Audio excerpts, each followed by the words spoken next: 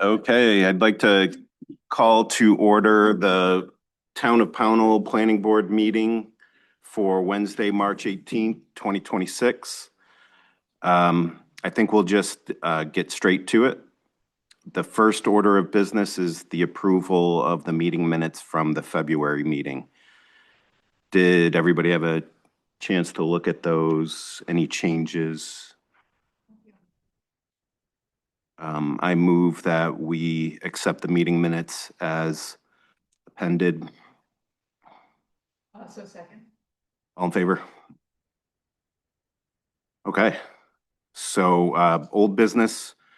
The Stetson project is back before us. They've made significant changes. So Peter, I'll give you some time to go over some of the changes you've made. Yeah, can I? Yeah, have at it.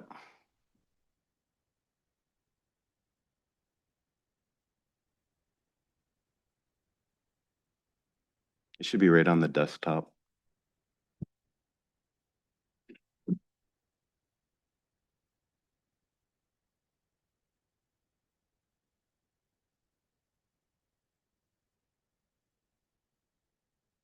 Right there at the bottom.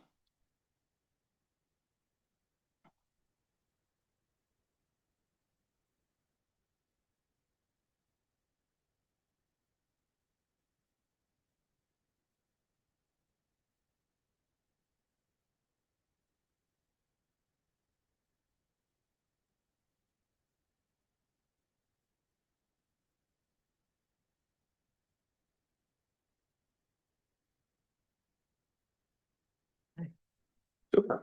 Thank you. Yeah.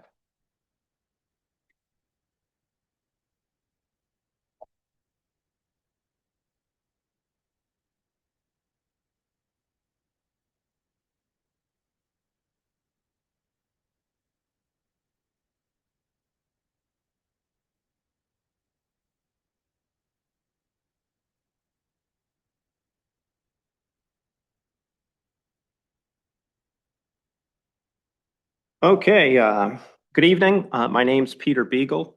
I am with, I'm a landscape architect with Land Design Solutions, site planning and landscape architectural firm in Cumberland. With me tonight is the owner and applicant, James Cram, sitting there. I think everybody probably recognizes him from previous meetings. We are here tonight for the Stetson Farm Conservation Subdivision. Now, can I just page down or do I need to? Yeah, you should be, oh, maybe.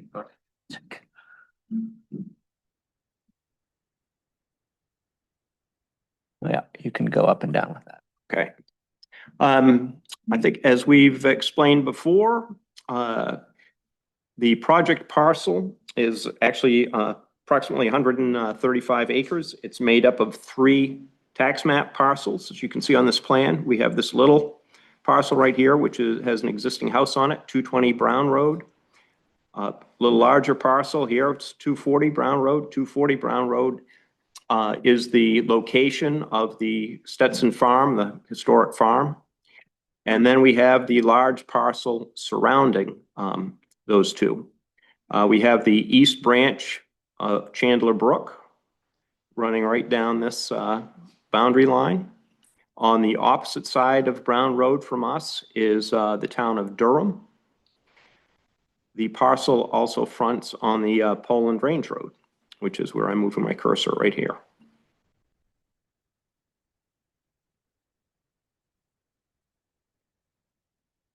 Not going down. Not going down.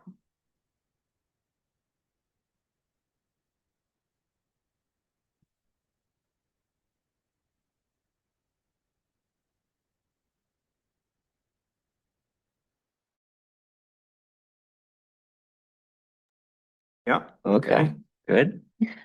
All right. This is just the town mapping, which shows the town of Durham. It's got our site in the dark blue line here, and East Branch Chandler Brook running down the side. Can I double check this, make sure it's still going? Yeah.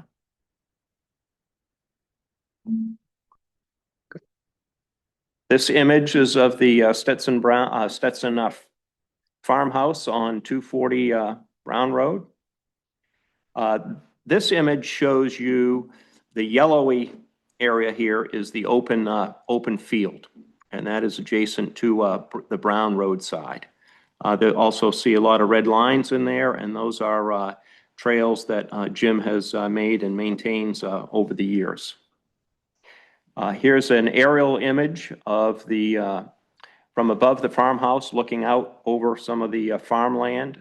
Much of that land has been used for hayfield over the past number of years. Here's another shot of one of the meadow areas, again over on the Brown Road side. Another aerial from way up, looking back towards Brown Road. You have the Stetson Farm building right here, the 220 Brown, just existing house right here. And here's the barn, the old English style barn, where we all gathered for the site walk. Couple photos of the of trails that are on the property. So when, not every trail is created equal, and these trails are really pretty nice, as we all saw walking around out there on our site walk. Here's a view of East Branch Chandler Brook. Right here we have an aerial shot of the Beaver Dam. And this is just a plan of the survey. We've got the boundary line.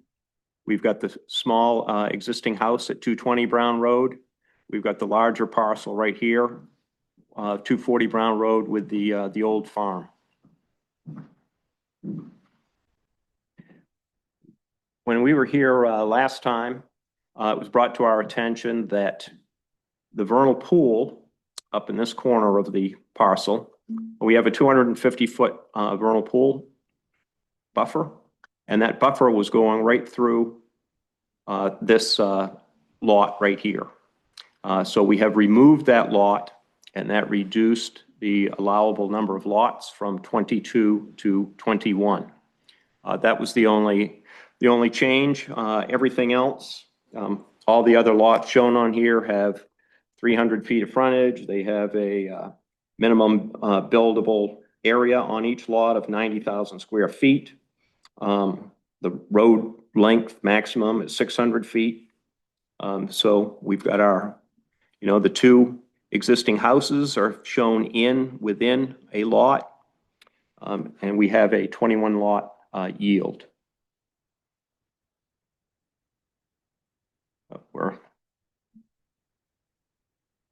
There we go. Go back now.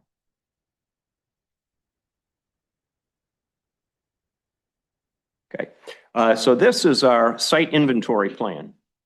And this is, last time I think I didn't quite do this one justice. I kind of skipped over it trying to get to the concept, but this is really the foundation of what this conservation design is based on. And this plan shows, all the physical features, everything that we've inventoried on that land that we want to acknowledge and design around or take advantage of. So you have the beige color here are wetland areas. We have the East Branch Chandler Brook running down here along the boundary line. We have the green lines here are the edge of the woods. We have a little different shade. I guess it actually shows better up there than on my screen, but the lighter green are the steeper slopes. We have these magenta arrows show views. So you can see if you were on this ridge right here, you're looking down at East Branch Chandler Brook. You've got great views down into there. Over here, you're on Brown Road, you've got great views looking into the site. We're showing these heavier lines are stream setbacks. So all those physical features are inventoried on this plan. And from that, something I drew in here today that wasn't on this plan before when we were presenting it was these thick red lines. And those lines represent, okay, once you look at all these physical features, where are the best areas for development? And you can see we have a very nice one here. And I think if you remember, our very first concept that we brought in had a development, a road and development coming off a Brown Road right in here. And that's why, because this is one of those areas. Over off Pownell Range Road, Poland Range Road, we've got a couple. You know, we have this one up here, and then we have this building envelope down here. So those red lines are really, you know, when your next step, you start laying out your concept, those are your areas.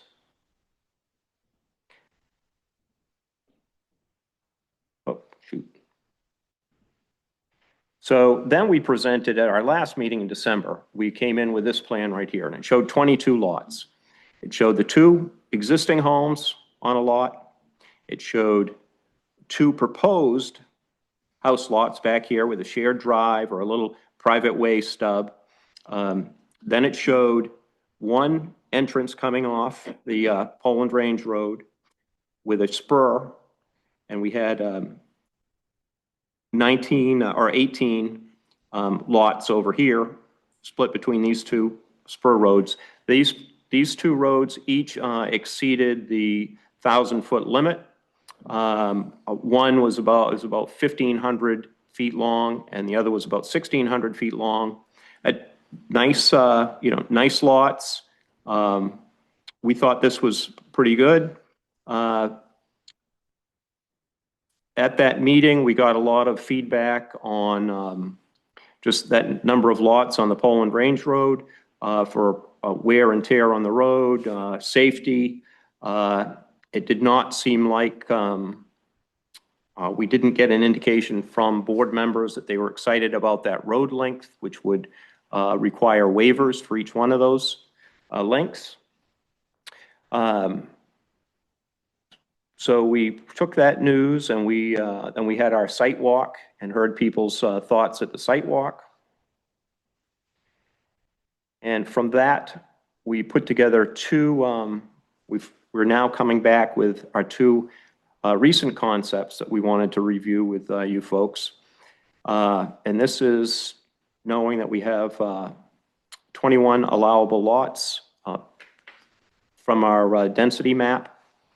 And so here we have the 2 existing lots over on Brown Road.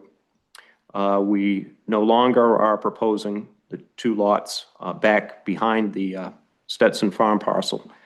We had minimum site distance for a driveway or a road here.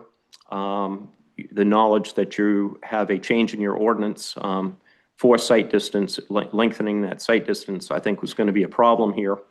So we have decided not to pursue lots over there. On the Brown Road side, we now are showing 2 1,000-foot dead-end roads, 750 feet apart. We have 19 lots over between these 2 areas. You can see that both these developments are in the little windowed area that we saw back on the site inventory plan. So they fitting in those areas pretty decently.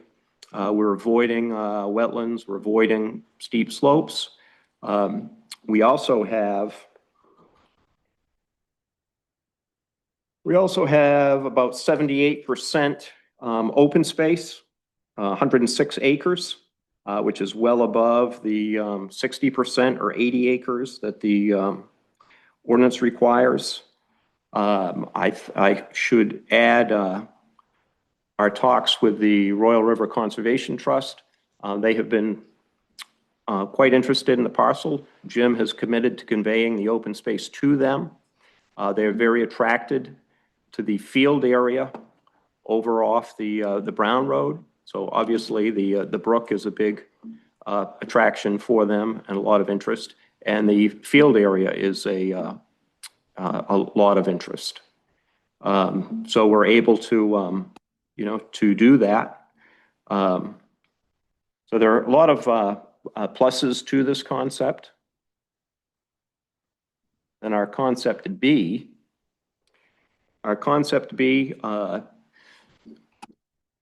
we have, and this would probably happen with either concepts, just merging some of the land from from up in this area to making these two existing lots, the nicest that they can be. Still, the owner is still putting a view restriction, making sure that this remains, an agricultural view from Brown Road. So that's all, that's still part of the plan. But merging some of this agricultural land in here with the farm parcel gives that person a little more room to do something agriculturally, or just a few more options there. Over on the Poland Range Road, we're proposing one dead-end subdivision road, and that road is 1,175 feet long, so we're 175 feet over the limit. We would need a waiver for that. But what that does is it allows these lots to be a little bit nicer. It pushes, we're using the whole developable window. And I think that's, part of the whole conservation ordinance is trying to take advantage of where the best developable land is and preserve the other land. So in my mind, that's a good trade-off. It allows these lots to be the best that they can be within this development window. We're still preserving wetland areas and sensitive areas, still providing views for lots. You can see the little magenta arrows. So lots still have great views. You walk out the back of your property and you're in open space. So I think those are still going to be very attractive, beautiful places for folks to live. Again, it's set back, right? We can't have a road any closer than 150 feet to the Poland Range Road, and houses have to be set back 200 feet. So be no house, you've got the green, the open space right up here in front.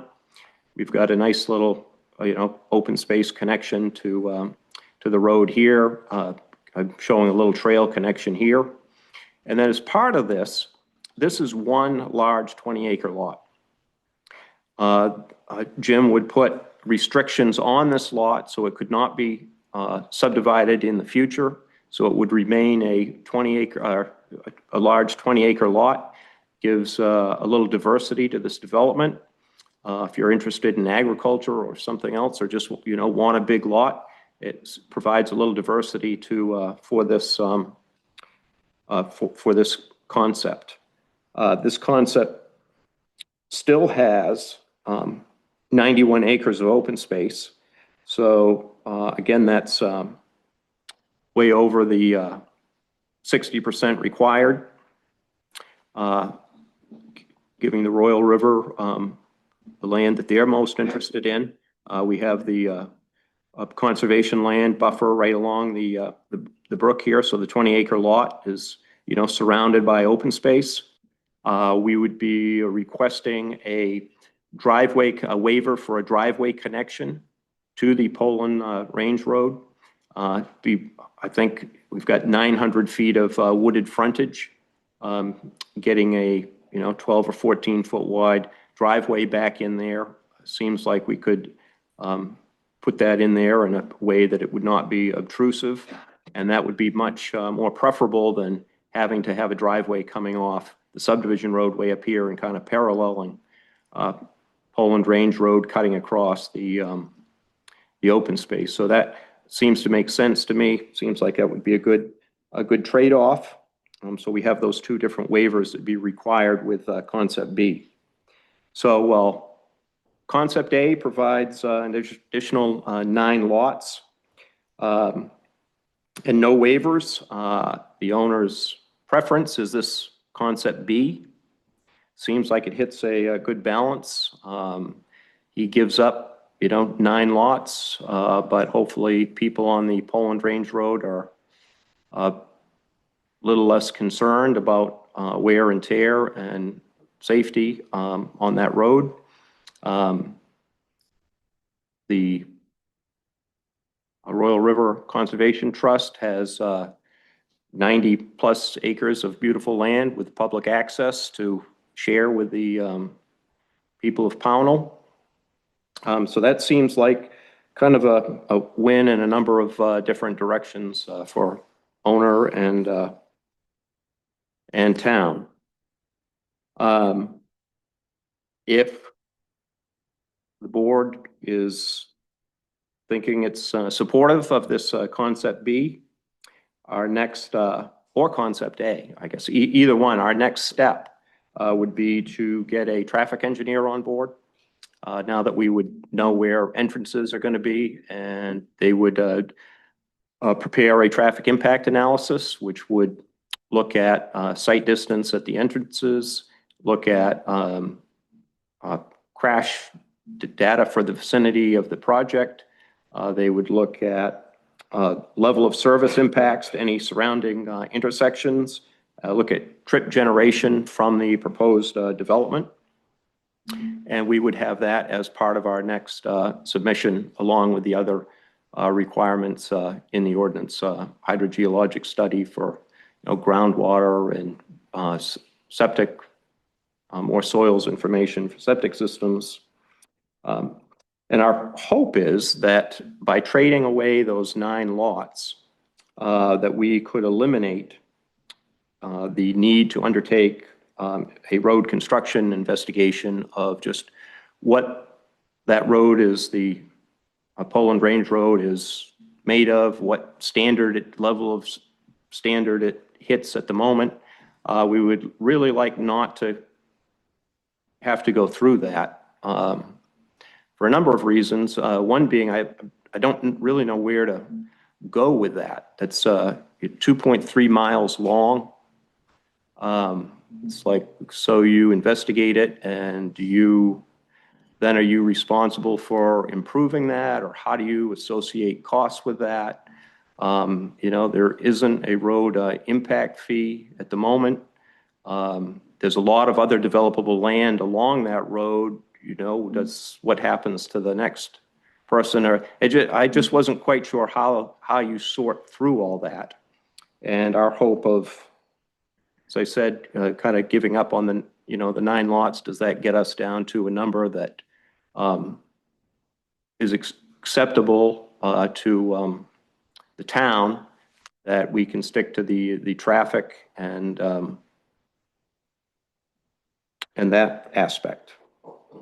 And that is our proposal in a nutshell.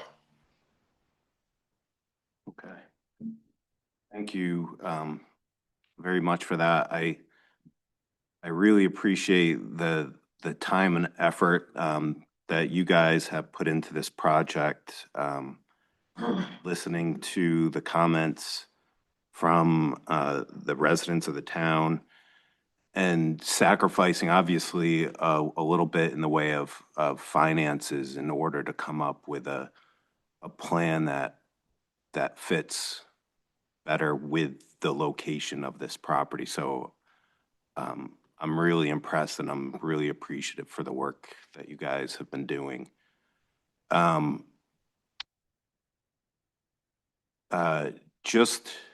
guess just looking at it,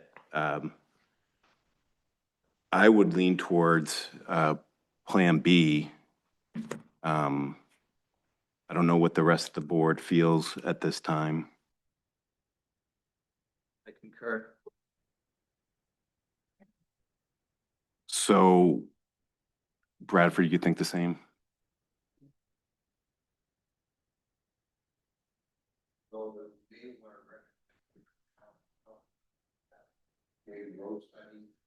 Well, yeah, that's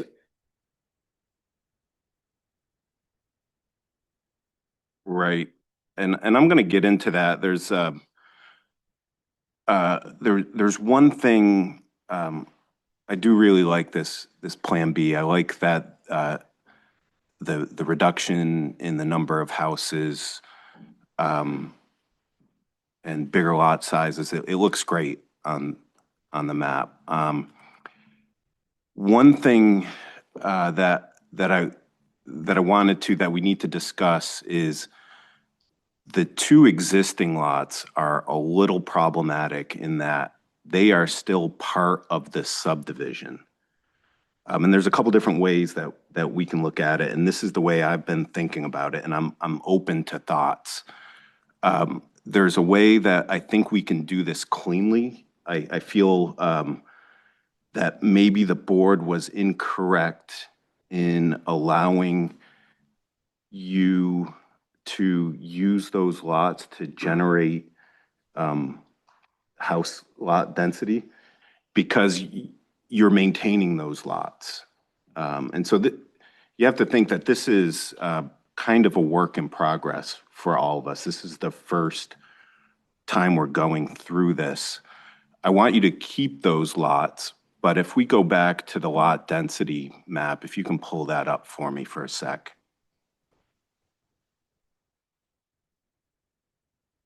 Yeah. So if we look at your lot density, originally with Plan A, you need all those lots, correct? Yep, But Plan B, you don't need anything over on the Brown Road. correct. So you can actually eliminate that. And Yep, we could. what that does for us is it makes it clean in that you're not overlaying lots on properties that you actually want to keep separate from the parent property that's providing the acreage for the subdivision. And so if we could see a lot density map that discluded those, and then you just take those two lots out of the subdivision, and that way we don't need to do a waiver for those two lots. If you want to increase the size of 220, I think it was, I think that would be okay, and you guys can do that without affecting the overall plan.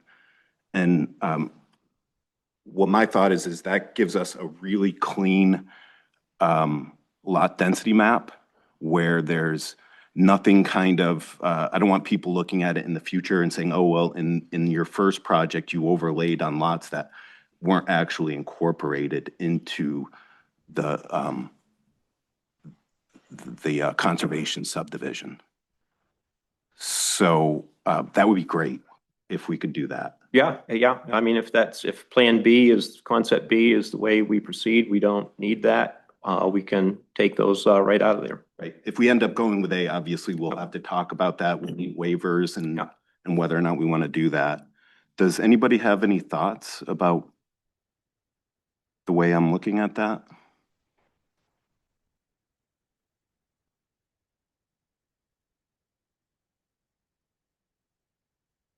Can I just get clarity then? Would that whole, would that make that whole piece in the top right corner? Would we carve all that? We still carve out that out? How would that impact? Just because if we're going to keep those out of the subdivision, what do we do with that little L piece? That's Yep. my question. So the net residential, the density map Yeah, would show the existing lots as they are right now, yeah. just in white, or they would be they would not be They would part of the not be subdivision. there. Yeah, I Correct. get that. Correct. And then so when we came in with our subdivision plan, I'm thinking that we would show whatever land, we would say, land to be merged with the butter, or, Okay. so Okay. it would just be a land merge between those lots and, so it would be, I think it'd be pretty easy to take care of keeping those out of the subdivision, and Jim can do whatever he wants with merging land in there to shape those lots.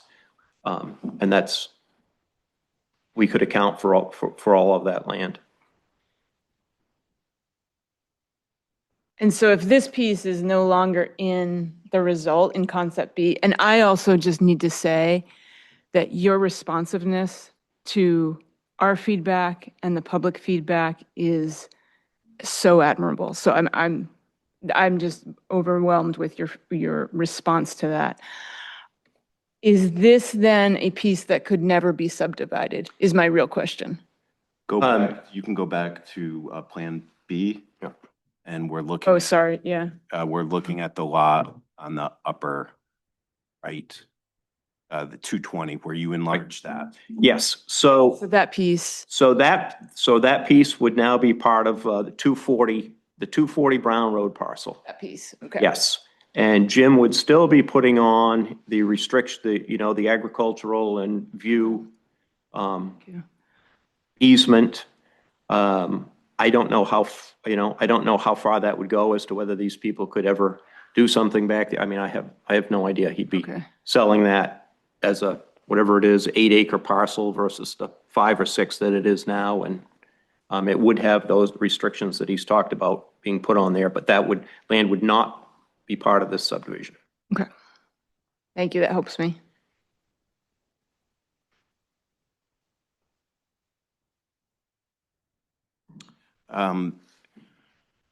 The one question I had about road length, can you tell me, Peter, how you're measuring road length? Yes, that, our 1,000 feet goes all the way around the cul-de-sac. Okay, so you're including the cul-de-sac? Yes. Yeah, Yeah. perfect. And that's with 150 setback on those property lines, right? So So, right, so we have the 150-foot line is right here. okay. And then the 200-foot line is the no house building window is right behind it. right I just there. wanted to make that clear for our math. Yes. The math starts to math when you see that. I'm more comfortable with that because we are only using about 1,000 feet to get our frontage. Yeah, That's why I'm asking about the 150 feet. yeah. One, I mean, part of the idea of the conservation subdivision, I think, is that we want to work with the flow of the land in a way that makes sense. And so, this asking a waiver for 150 or 170 feet makes sense to me to work with the proposed plan.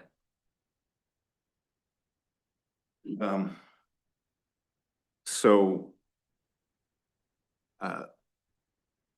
looking at this, I think we've worked through this pretty well, and I think we're starting to think about the next step in the process. I'm sure you've been thinking about that, which would be the preliminary plan. So, what that would look like is you guys would have 6 months to come back with a preliminary plan. After you submit that, we're going to have a public hearing on it, and then we would have 45 days after submission to approve it or deny it.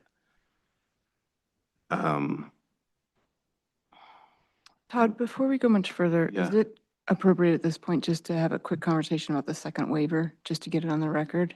Or do you not want to do that? The driveway? We can talk about it, but we're not voting on it Okay. at all. I just wanted to give the applicant some indication of whether or not Okay. that would be, so that they can move forward Yeah, with yeah, that sure. 20 Yeah, acre that's- parcel. That's fair. I'm in favor of, a driveway waiver on the second lot. To me, it makes sense to, the applicant has listened to what people's concerns are and are trying to match it, and a driveway waiver would make sense in this plan, and I don't think is too much to ask of the board. I also think that the way that this plan is laid out actually mitigates all of the concerns that the driveway prohibition was there to guard against. We're not talking about multiple houses. We're talking about something that's going to be set very far back. And we're actually reducing the number of lots over there. So I think in the way that this particular plan is shaped up, it's not doing any of the things that that prohibition was there to guard against. So that's the reason that I'm also in favor of the waiver for this one, Agree. as shown right now. So that should give you a pretty good impression of our thoughts. I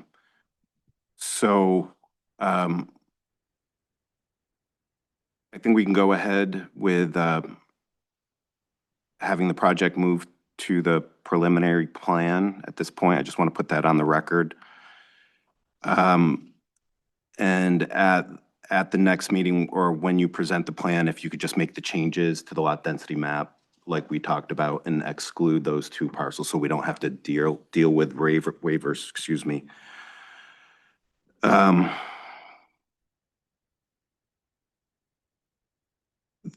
at the next plan, and I think this dovetails into what everybody's really concerned about is the impact of the project on the road. The way I'm looking at this, and Peter, I kind of agree with your assessment, and I need data that I can act on. And so the way I'm looking at it, there's one of two ways this is gonna fall. It's either that the road is not in good shape to begin with, which isn't really the applicant's problem. Or it's in good shape and there's some potential that the applicant through the project may make it worse or make it unsafe or make it or cause it to be a problem. And I don't know how to answer those questions. Earlier, I asked Natasha these same questions, and she has come up with some answers for us. Oh, good. I love answers. Natasha Gitberg, North Star Planning. Thank you, sorry. Natasha Kipper, North Star Planning. So as to the question about Poland Range Road, the gravel road that is plan left on that plan that was on the screen, there are usually a couple mechanisms that communities can think about road improvements. As already was touched on, the impact fee categories that the town has currently are 4 categories that don't relate to roads safety. So recreation, open space, public works, public safety, that wouldn't relate here. But one of the things that kind of ties directly to what the chair said was about kind of the status of the road as it exists. And so as part of the application, I believe it's in the final plat stage that there is that discussion about performance guarantee. And so that is something that the board could think about, a certain amount of money for the performance guarantee being a condition of approval, so that essentially the condition of the road, so again, this is Poland Range Road, that after, if this project is approved and there is construction and vehicles going, utilizing the road for the construction, that this performance guarantee bond or what other method that is determined to be made, that money could be used to kind of bring the road back to the standard of which it is now. So if that's meaning like there's not a decision to upgrade the road, pave the road, but retain its status as a gravel road, that money can make sure that the road returns back to the status it is now. That could be something to consider. And then there is something, an avenue that projects sometimes utilize that are called development exactions. And so that would be something that the applicant would have to carry out the improvement for, so like a physical improvement of the road. But this also kind of interrelates into what Peter stated in his conversation during his presentation, that the board would have to kind of discuss what segment of the road would really pertain to this project, because it seems unreasonable just on a straight face test that that whole branch of the road would be at the obligation of this project to pave or to bring to whatever status the board is thinking about. But these are some things to kind of have a discussion about, and that a decision doesn't have to be reached at this time. These would be kind of food for thought moving into the preliminary plan review and then the final plan, and certainly having a conversation and seeing what the applicant would be amenable to or willing to discuss. So those are just a couple of ideas for the board to talk about. And again, that's not on the table in terms of a decision that has to be made tonight with the concept plan. Thank you. Thank you. Thanks for that. I think, I think my problem with the whole idea is I don't, I don't want to run tests to run tests. Like the test has to tell us something. And having us planning board members pick a number for a bond is like, that's impossible. I wouldn't even know where to like. So, is the road commissioner here? Yes. Oh, perfect. Do you mind, helping us sort this out a little bit? We're just open to insight, how this, I'm the road commissioner. thank you. Nice to meet everybody. Do you have thoughts on where we should start? If we need to do anything at all? I'm not an engineer. I'm new to the town for taking over the public works, but that's where I said that it needs some type of study. I couldn't say what's underneath it and how well it's gonna hold up. This time of year, if you're building, it's not gonna hold up well at all. So, if you're doing the construction in the summertime, you know, the road bed's stabilized, you know, a lot better. So, I'd have to look into it far as, you know, the best step to go. You know, the avenue to go for this project. Like you said, you know, which end do you look at? Is that most of the traffic gonna come out of there and come to Freeport? Is some of the traffic gonna go to Route 9? So it'd be good, like, to have the traffic study too, to see, you know, what they're thinking for numbers of vehicles and, you know, see that data. So if you were to, run some sort of test on this road, like to trying to determine the current quality of the road, do you have an idea of what that test might be or what it might cost? I don't right now. I'd have to look into it and get some more information. Yeah. I think it's important, to try and give the applicant, some guidance here because Peter is saying they're going with the fewer houses in hopes that we accept that there's gonna be some growth on this road and it's 10 houses and it's not 20. And is that okay? Yeah. And I totally get where they're coming from, and I don't want to make them jump through a bunch of potentially unnecessary hoops and then have the plan shift. If we're gonna force them to redo the road, then they're gonna, if I were them, I'd put 20 houses up instead of the 10, because I've got to pave the road. I did reach out to the state of Maine, the Maine local roads, and they do have a road ranger. I'm trying to get him to come out and kind of give me some advice on that, you know, that road. So I have been in contact with them. I was kind of hoping to hear from them today. But once I get back from them and I can get some pretty good data from them, I'm sure they've dealt with this before, so they'll give me a little more information. Appreciate that. Yep. Thank you. Thank you. Does anybody have any thoughts? Yes, yeah, absolutely. Thank you. So John Morris, Chairperson of the Select Board.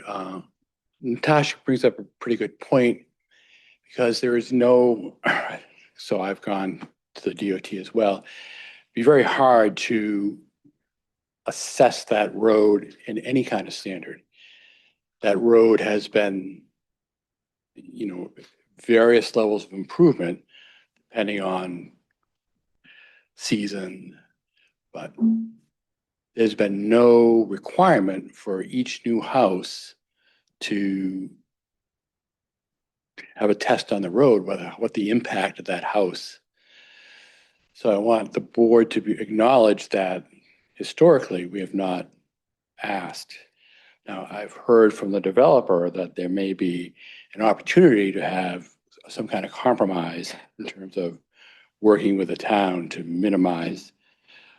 But if you go to the Department of Transportation, there will be no standard for dirt roads since everything is location and base oriented. So just want to be careful not to get the town in harm's way in terms of liability.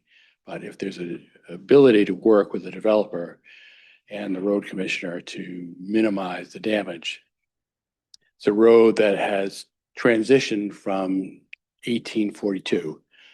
It's always been a dirt road, and I'm sure all residents have had different perspectives on the condition of the road. So, So I guess what my question is, I'm unsure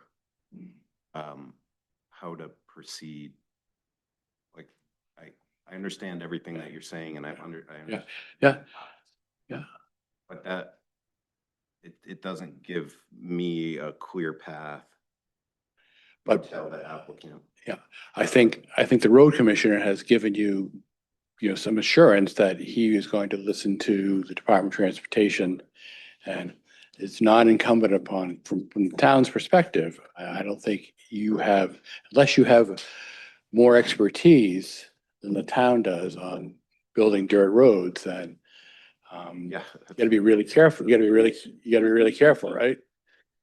So, but I think working with the applicant on the condition of the road as part of the project moving forward would be, from the town's perspective, a pretty acceptable compromise. Okay. Okay? But I would definitely put the caveat that, and the road commissioner will do his due diligence. I mean, if the road is based on marine clay, and once you start digging in there, then got a lot of people just shaking their heads. Okay? Thank you. Yep. Appreciate it. Is public comment right now? I do Not, like what, not right now. I'm sorry, Bill.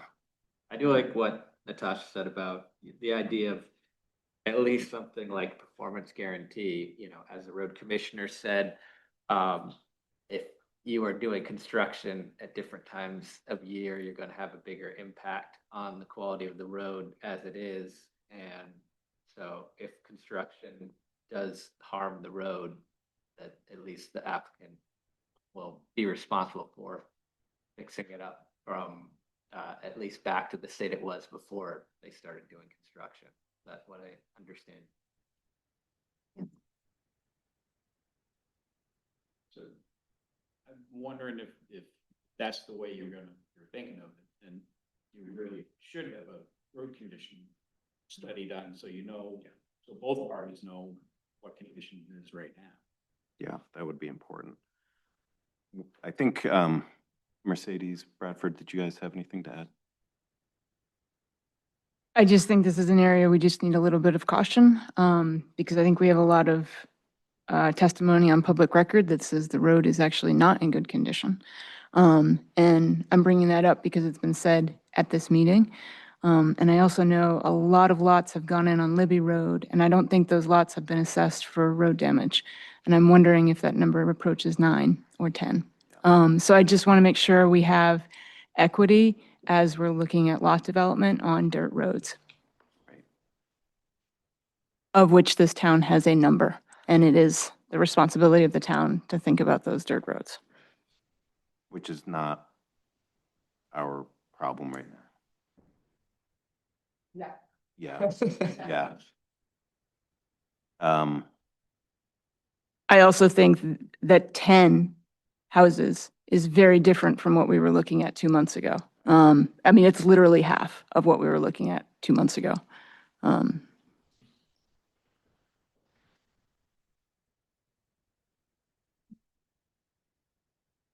I think we could probably commit to, road construction happening during, a good time of year for, so I think there's a way that we could keep heavy equipment, at least for the initial road construction. Now, if you have a house builder building out one of the lots, that may be a different story. He's in there with a pickup truck or whatever, but you also may have, a lumber truck. But I think we could try to work with road commissioner about when deliveries happen and making sure that we at least do the road work at the optimum time of year so that we don't have excavators and clearing equipment and whatever that are using that road when it's not in good condition.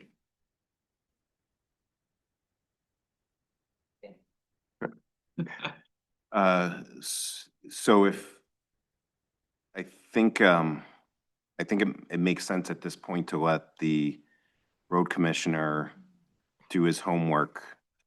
But in the meantime, we can continue to move forward with your plan. Sort of. I mean, you kind of hit the nail on the head. It's like if all of a sudden we're investigating 2.3 miles of road, I mean, that's a kind of a hefty expense. And then if we end up, putting, I don't know. I mean, I don't know which way people are going to come out of there and drive either. So, if it comes back that, the road is not great and we're going to be assessed to put, I don't know, inch of gravel on top for 2.3 miles, then we might be needing a couple more lots to make that all work. So I guess it'd be kind of nice to know where this is coming down before we, because our next step is a fair amount of dollars in the different soils and, septic systems and road profile and stormwater. So it'd be nice to know kind of where we were headed. Tim, maybe Natasha, what's the difference between a traffic study and a road study? Like if we're getting a traffic study, that's going to tell us what they think the traffic is going to flow. Is that like, what's the difference between those two things in terms of what they're going to tell us vis-a-vis? Because I'm also thinking the road commissioner is going to have a lot of information about the actual road, but maybe not about the potential impact of this. Can you speak to that at all? So the applicant does a good job in their submittal cover letter talking about what the traffic impact analysis would cover. Bear with me as I bring that up, but it would be a full-blown kind of road study would be actually having the appropriate engineer, the appropriate professional doing compaction tests, like actually looking at the soil, giving some data on the road widths in different sections. And that would be hands-on in that approach. But the, let's see, bear with me here.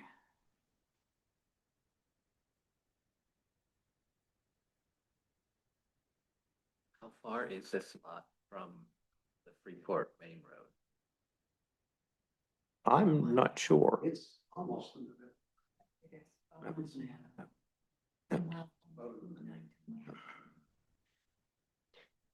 So I can help with the traffic study piece.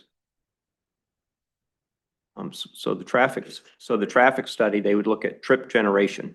How many cars you think are going in and out of the development, and that would be an overall, per day, and then it would be broken up into the morning peak hour trip and the evening peak hour trip. And then they would be looking at crash data. Are there any high crash locations in the vicinity of the project? And then they would look at the level of service at the intersections during the peak hour, when you have, we've got 10 lots, when 6 of those people go to work and 4 of them go one way and 2 go the other way. Are those 4 cars, creating a change in the level of service? Do you have to wait in line longer at the intersection because of this development? So we have that aspect. And then site distance at that intersection, or where our proposed drive is there adequate site distance? So it says nothing about depth of soil in the road, road bed, drainage, types of soils. It does not address that at all. It's strictly traffic. That seems like something that is very appropriate for a subdivision to have to take on in terms of the impact to the town. Yeah, and that's going to have to happen. Traffic? The traffic. Right. Every subdivision does a traffic impact So that's- analysis. That's part of the ordinance. Yes. It's gonna have to happen. Yeah. I'd still, I was hoping, I understand exactly where you're coming from, Peter, and I really want to give you some guidance, but I'm not getting anything from anybody to actually do the right Yeah. thing by you. Yeah. And it's frustrating for me that I can't give you a clearer answer because I really appreciate what you guys have done, and I completely understand where you're coming from with the compromise. So I really appreciate that. I guess because I don't know the best way to approach this because literally have zero information to go on. What I can suggest, and I'll leave this up to you, the road commissioner is going to look into it. We tentatively started the clock for you to get the preliminary plan. I think it would be fair if we just continue on in a conceptual phase until we have more data on the road. We can move forward with preliminary. But that kind of, I think that might, because we're accepting Plan B as the conceptual plan to move forward to the prelim plan. I don't know if that would tie you to B over A if we move forward at this phase.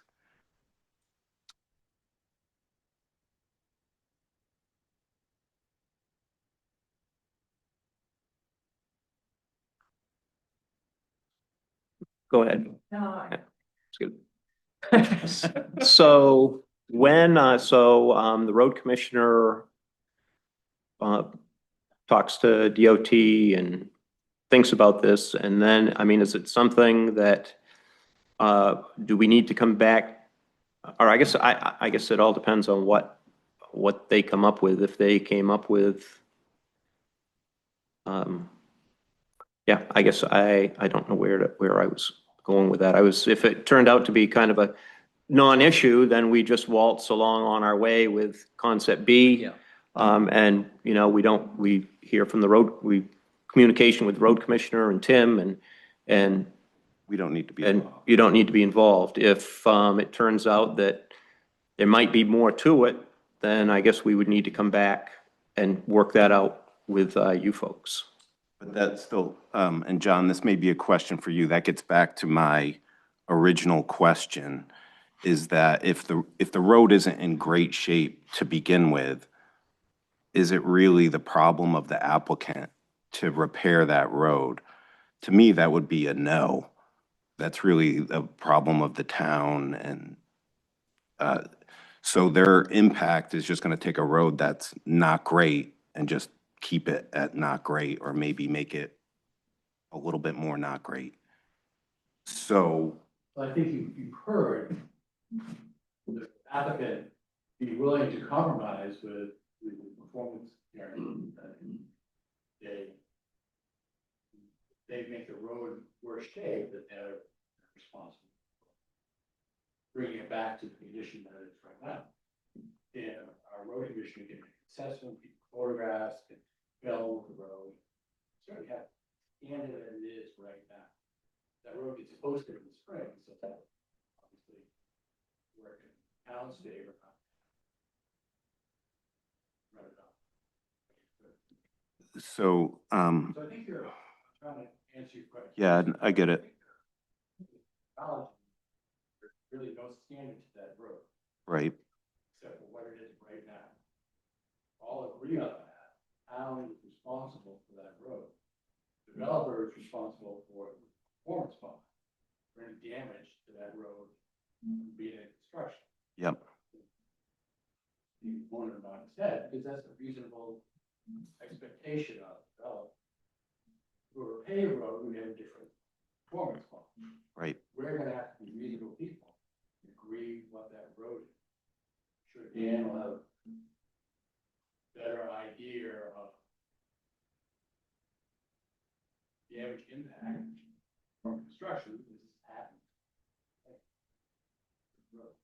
Okay, But I think you'd be safe saying, I'm not active in playing town, guarantee the town, and this road at this point. okay. Okay. That helps a lot. I appreciate that. So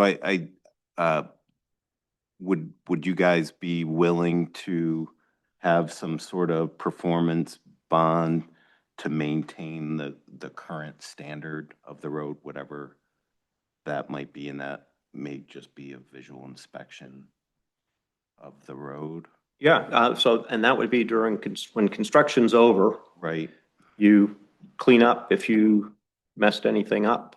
Right. And then you get the remainder of your performance money back or however. I think that would be fine. I mean, we're not looking for the town to clean up after us. Yeah, okay. Okay. So let's move forward Okay. like that. And so the road commissioner will evaluate the current standard of the road. And you'll talk to DOT for us and see if there's anything else that we should be doing. Is that fair? Okay.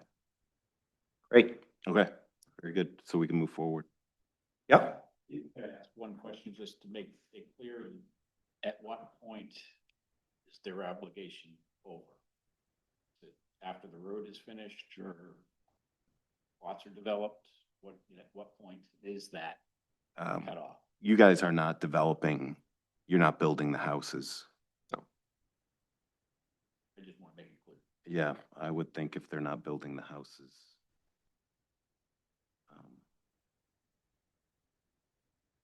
Does anybody have a comment on that?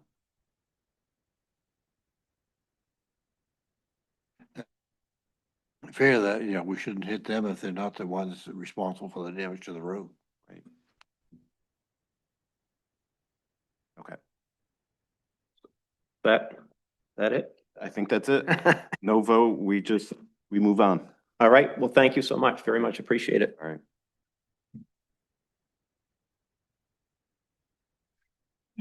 Yeah.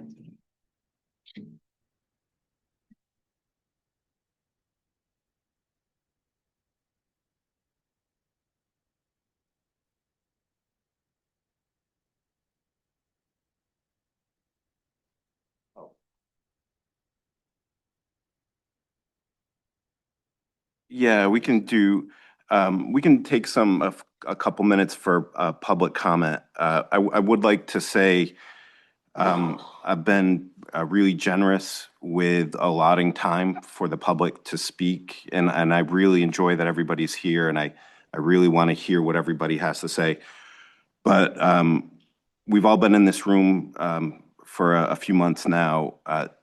So if we have public comment, let's try and keep it to information that might be new, some information that maybe we haven't heard before. The applicant has been really responsive to the comments that have already been made in the past. So that being said, I'm okay if folks have been patient, if you want to come up and say a few words.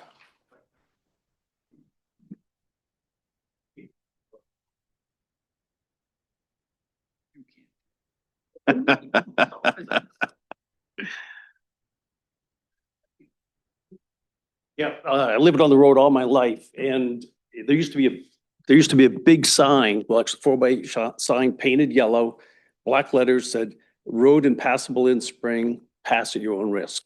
And since then, we've added more gravel. You've got about 18 inches of 2 feet of gravel, and then clay. That's why it's muddy all the time.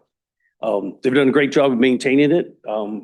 We that live on the road like when they don't maintain it because it keeps the through traffic coming from New Gloucester and Freeport. But it's really, it's an old road with no geotextile fabric. So that's why all the mud keeps coming up through.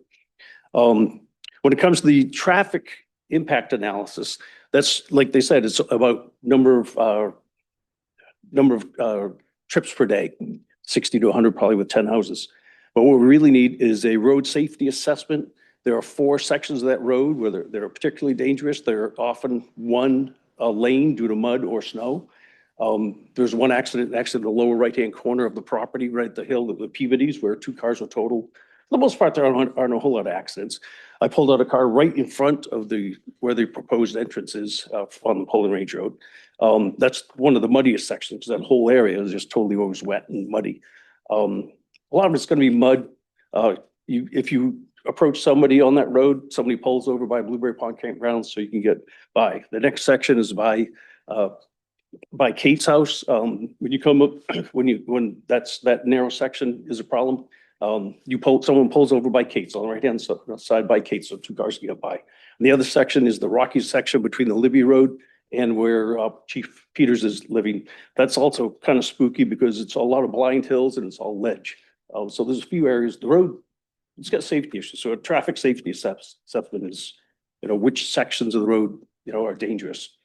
Because the road, an engineering study is going to find 18 inches of gravel and mud.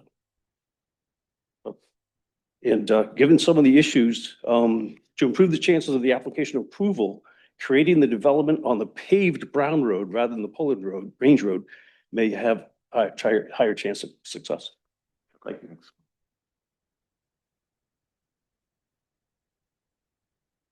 Anybody else have any comments?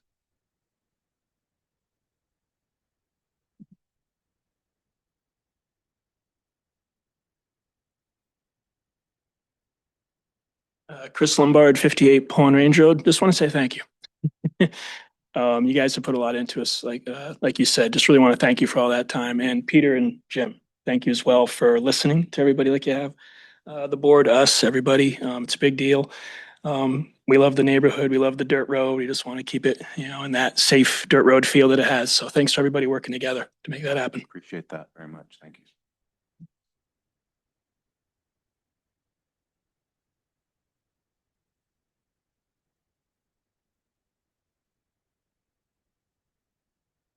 Okay. If nobody else has anything to say, we'll move on.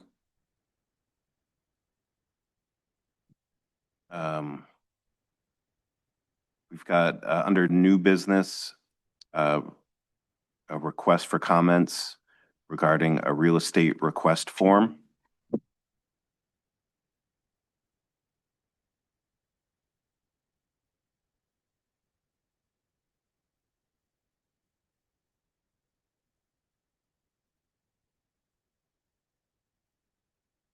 Tim, do you know much about this? I do not know a lot. I know some about it.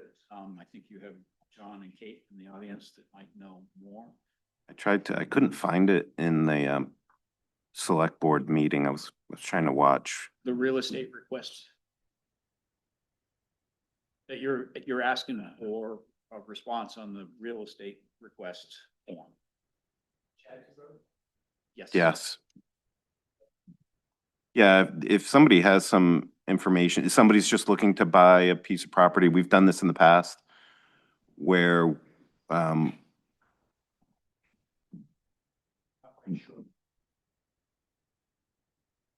Morris, Town of Pownell Select Board, they're asking to purchase a triangular piece of less than a half an acre to add to their existing lot. It's on the corner of the Chadsey and the Allen Road. Town acquired it before 1971. So okay. Doesn't have any restrictions in terms of selling it at auction with a real estate broker. So the select board passed it on to all committees as is required by the town policy. So Okay, yeah, that's kind of what I was thinking. Thank you. So we're asking planning board if they have any evaluation of whether the town should keep that or should let. John, was that a tax acquired piece of property? We haven't been able to determine. So far back, we just don't know. So it's part of the school house lot mystery in that corner of town. So Tim, do you know if it's adjacent to any other town? Does the town own property on either side? Does. So a little more history on this. Okay. is that John mentioned, is there's a schoolhouse lot there for one of the schoolhouses sat. And the lot was owned by the town through a deed that, correct me if I'm wrong, John, the property reverted back to the owner if it was no longer used for school purposes. So that was the town owned piece that was beside it. Now that has gone back to private. So the sliver that John has described. So the town. Oh, okay. When I looked at the tax map, it still said that Yep. other bigger slice was. Right, and that was just recently decided, so. Got it. Maps haven't caught up. with it yet. Okay. When I think this looks like it's a non-conforming lot, and so if it was acquired by somebody, then it'd be part of a parcel, and we wouldn't have a non-conforming lot anymore, and that's probably a good thing to have Well, people take. I think the way that, I'm looking at this is that, the question really, isn't do we have an opinion Yeah. on it? Does the planning board, have any comment or objection to the sale based on ordinances, I would say we don't have any objection to it. right? So can I interrupt? Yeah, Sorry. go for it. So the comment that I had as code officer is that by the adjacent property purchased in this property, it actually makes that lot more conforming. Yeah. Which we like. So, I'm going to move that we, the planning board, have no objection to the attached town-owned property being offered for sale. Second. All in favor? Okay, so I'll have Marcia take care of that.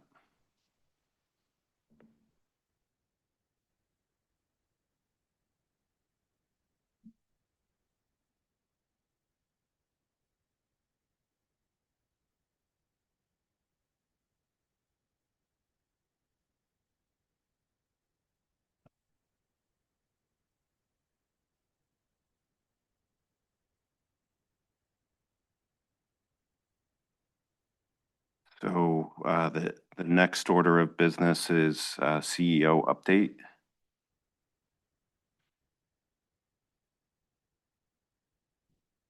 Yeah.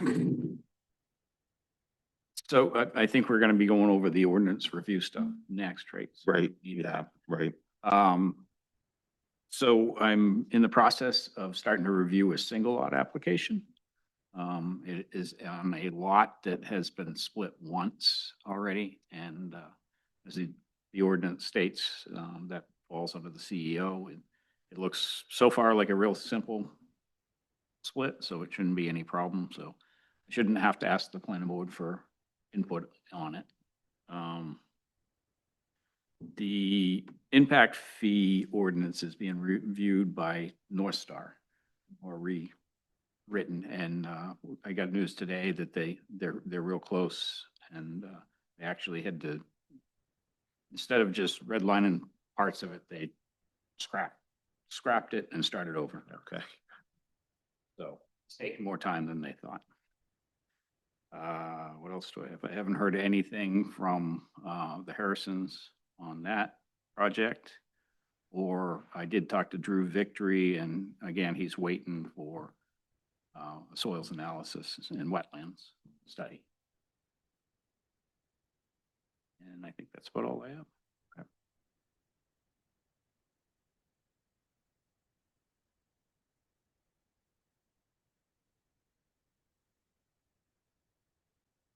Yeah, I think the next bit is to just move on to the ordinances.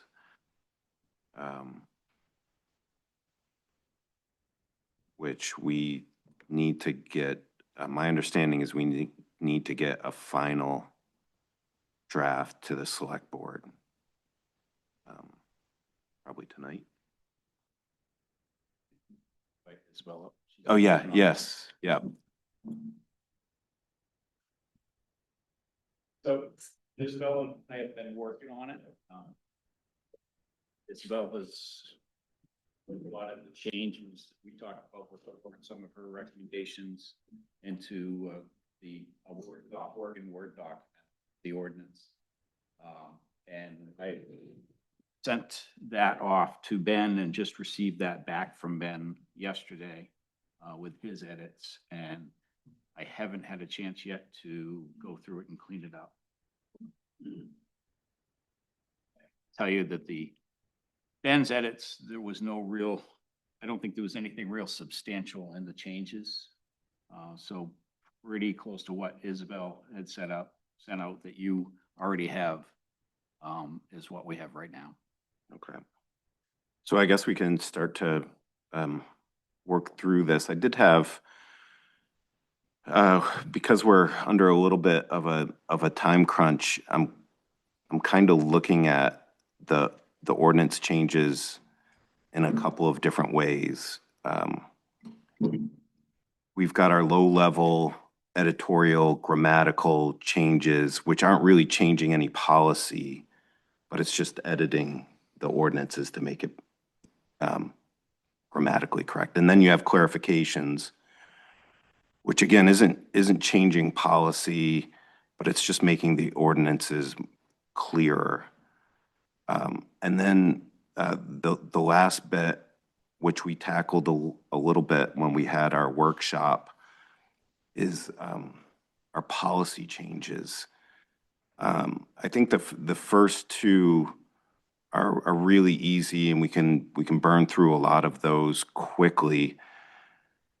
The last one is a little bit, I think we need to be really careful about any substantive changes that we're making to the ordinances without taking proper time to review exactly the impact of the ordinance changes. And it's not a knock on anybody that's reviewing the ordinances for the town, but ultimately it's the job of the planning board to review these ordinance changes and make sure, because we're representing the town, that we're happy with these changes. So that's kind of the way I'm looking through these, especially where we're not in a rush to get through everything. Yeah. And I'd like to get through as much as we can, but if there's any question about what the long-term impact one of these changes might have, I think we should not make that change right now and spend some more time thinking and talking about it. And it could be something that could go on meeting for the next year. Does that sound reasonable to everybody? Can you pull out some of those ones yes. that would Yeah. be in your third, because I think some of the work that Isabel's doing is just kind of getting our ordinances up to snuff. I'll give And you so, one. yeah, I just want to make sure I'm Yeah, looking this at the is, right stuff. This is really simple. So under frontage, it's on page 4. So the change is, Can I interrupt? yeah, Can you go to the other document, actually the working document of the ordinance? That might be, when you read it through that, it gives you more content or context. oh, do I? Right, go to What's the the real- second document that was sent out by Masir in that email.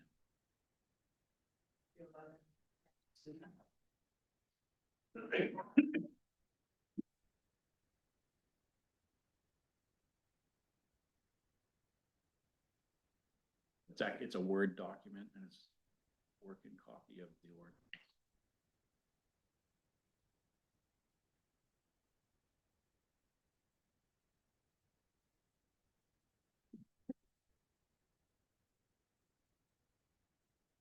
be on the agenda. Yes.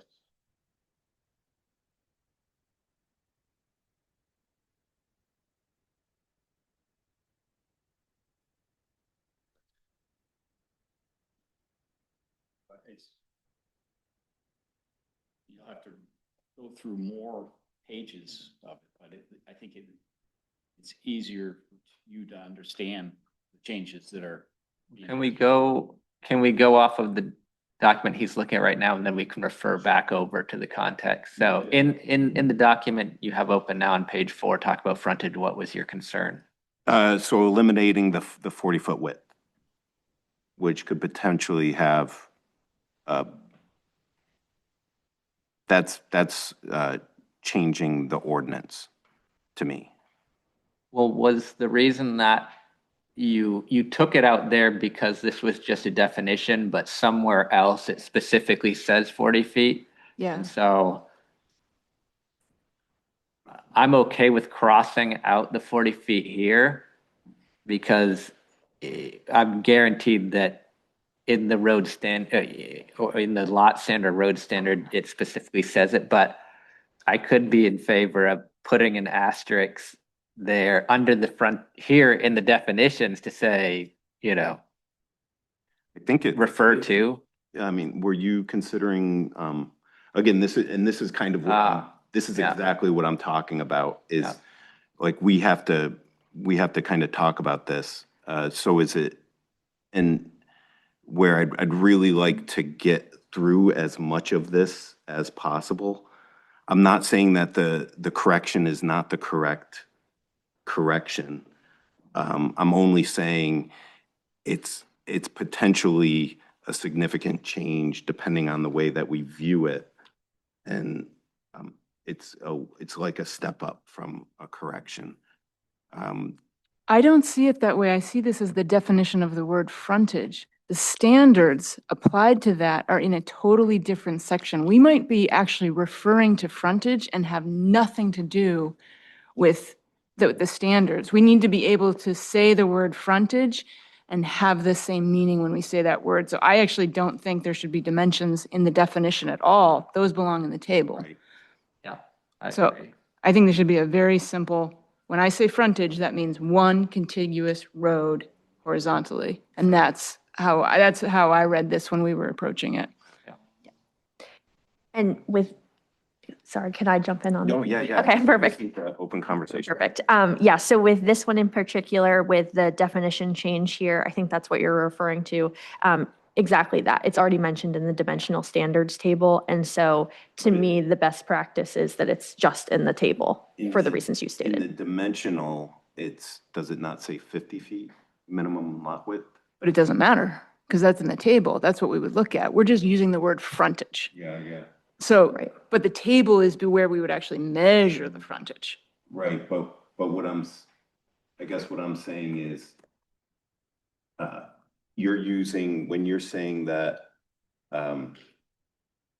it's already in the dimensional standards, that dimension is 50 feet.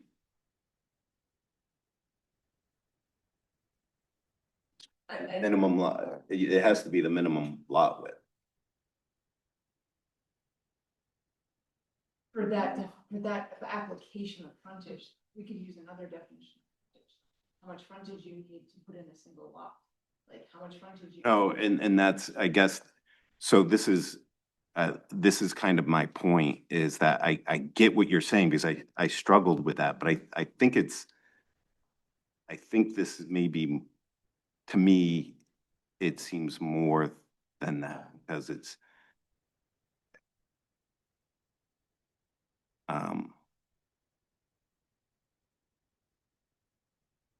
and I didn't want to waste a lot of time because I don't think it's not critical. I'm okay if we make the change, but I think my reading of it is that it is adding a dimension to the definition. But when it's taking, I look at the width, the 300 feet is different than the 40 feet. hear what you're saying. I think the 40 feet is there for an important reason because it eliminated spaghetti lots. Yes, So right. the depth, the frontage doesn't start counting until the lot is 40 feet deep. Exactly. So maybe that needs to be put back in somehow. And that's what I'm saying. You're like, by definition, you can't count frontage unless you have 40 feet. And that's a change. Can we put that back in and keep the new definition? Okay, I get what you're saying now. So what I did with my definition here was eliminated any reference to numbers Right. because it's in the Which makes dimensional sense. standards table. But I think to your point, we could put something in here that says frontage, meaning the continuous horizontal distance when measured at the setback, at the building setback, something like that, which would be your, maybe that's. Building, it's the width of. It's the width of the. Yeah. So, Yeah. but we're getting into the exact conversation that I didn't want to get into. Yeah. So Now, I would. You changed my mind, Todd. I agree. Let's I would keep it just- in there.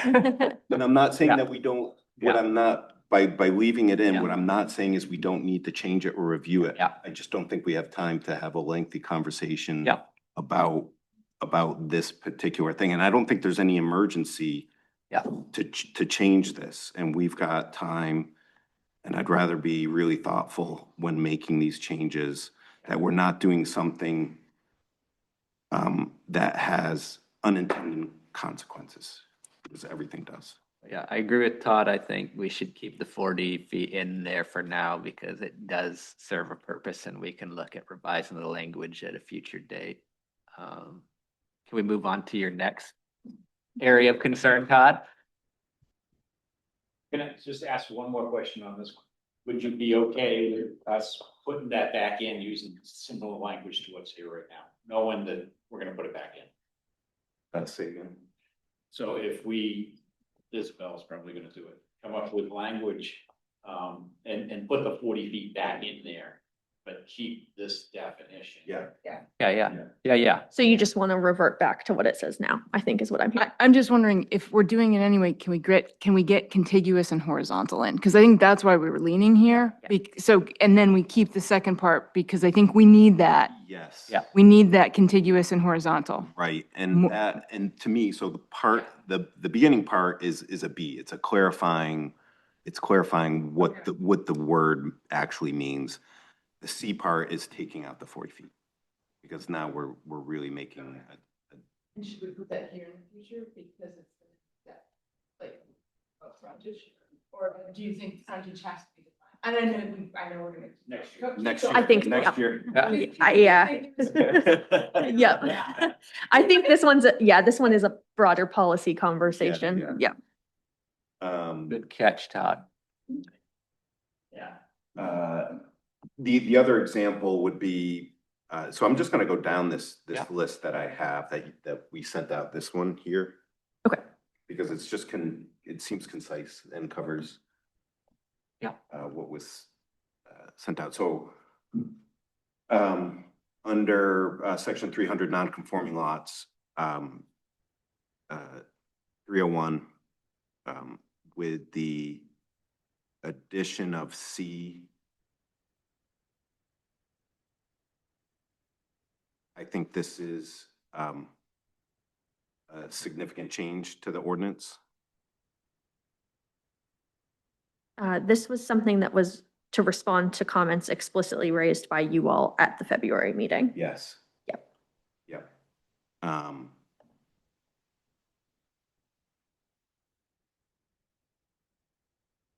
Yeah. But I do think, I think we need to, this would also be something that I would actually like.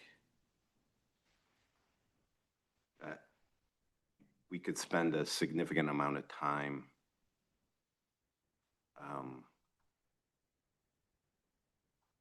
discussing this. Well, I mean, the point of this was right, the idea of not creating non-conforming lots, which I agree with, and if I understand, like Isabel, other towns have this language already saying basically you don't want to create non-conforming lots. Yeah, this one in particular was to respond, and I'm sorry, I'm still learning your name. So the gentleman that was sitting next to you at the Brian. last meeting, Yeah. yes, he brought this up because we want to be clear that you can't create a nonconformity. And I understand that that has been an issue in the past in Pownell. So that was what this was meant to respond to. Yep. Yeah, I think this is important to just have, in my take is that maybe the ordinance already implies that, but having it clearly stated, it is good that, you know, we don't want to create non-conforming lots. And if it's clearly stated, then we can point, number C clearly states it. And my reading of this is it just basically says you can't make a non-conforming. A lot of words to say that one Yes. thing, but yes. Right. If we go down to 304, Yep. non-conforming lots of record, I think this one might be another one that we might need to be a little careful about, because my reading of it is that this allows for existing non-conforming lots to become buildable. Allows for building without construction of an otherwise unnecessary road, which would be good if we look at some examples from recent history. We have a lot that's non-conforming. They want to put in a road.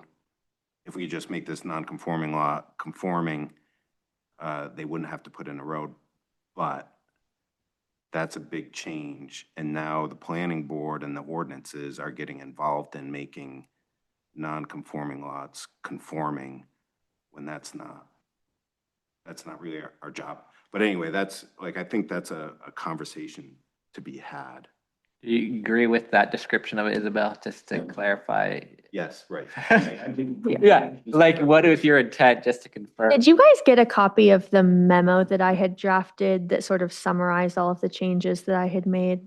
Thought this was, I think you did. So, or thought this was it. There was an accompanying, I think I admittedly am a lot better at conveying things in writing sometimes when I have time to think about it, but just wanted to ask. I don't know. Okay, that's okay. So with this, In our defense, we get a ton of emails and I open them up and then I'm generally good about it. I didn't see I felt like I only saw this. this document and his document and not the accompanying memo. Maybe. okay. That's not helpful Yeah. to you. Let me summarize what I had provided. So, with this section in particular, what I was trying to do here was keep the same policy intent of what you had already had in previous drafts that I understand you had workshopped. In as much as, Pownell's ordinances are fairly new. And frankly, even in communities that have had zoning since the 50s and 60s, you want to have a standard like this because there are always these sort of non-conforming lots that are around. And it is violating folks who have potentially owned those lots for many, many years, their rights to those lots when you don't clarify things. Clarify that they are still buildable as a result of ordinance changes that might have made them non-buildable. So what I tried to do here is keep the same policy intent that I believe Tim had provided in a previous draft, but outline some fairly common scenarios that we see pretty frequently and what would occur under those scenarios to ensure that the lots continue to be that the lots are still buildable if they are non-conforming. And this is all about protecting folks who have already purchased their lots with the understanding that they are conforming on some level to any changes in the future. Does that make sense? So what you're saying is if I purchased a lot in 1980, and I'm building on it now. And it was fully conforming in 1980, but it is no longer conforming. I can still build on it. That's correct. And But am I misreading it and interpreting it that there's, if I bought a lot today that is non-conforming, it's still non-conforming and I cannot build on it? not necessarily. So the case law on this matter is that if you have I guess I should say it depends.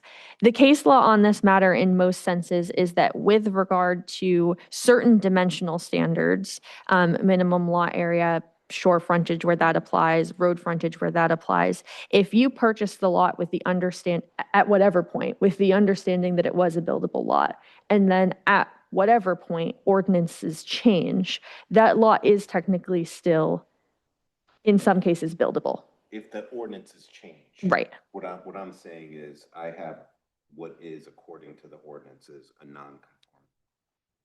That is, this ordinance is not in any way allowing me to build on that without either buying property to make that lot conforming or in some other way making it Correct. conforming. Correct. Then I did misinterpret that. Yep. Yep. Yeah. Yeah, and this clarified that if you owned another piece of lot, basically right next to it, you'd have to make it conforming before you did anything, which is nice to clarify that. aspect. Exactly. Yes, I did like that. Yes. I did have a question about B, and that it talked about lots being combined at such time as an applicant for development comes before a municipal reviewing authority. Were you looking under 304? Yeah. Mhm. Okay. And wanted to clarify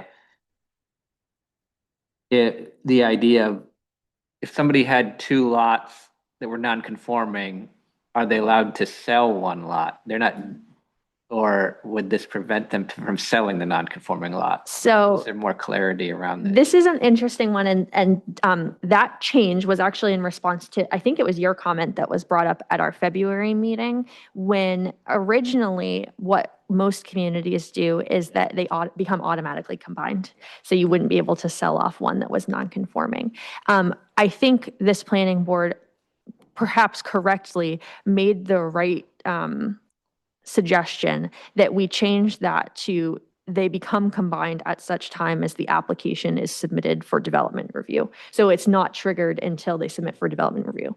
To answer your question directly, that being said, if you owned lots and weren't doing anything to them, you theoretically could still sell one off.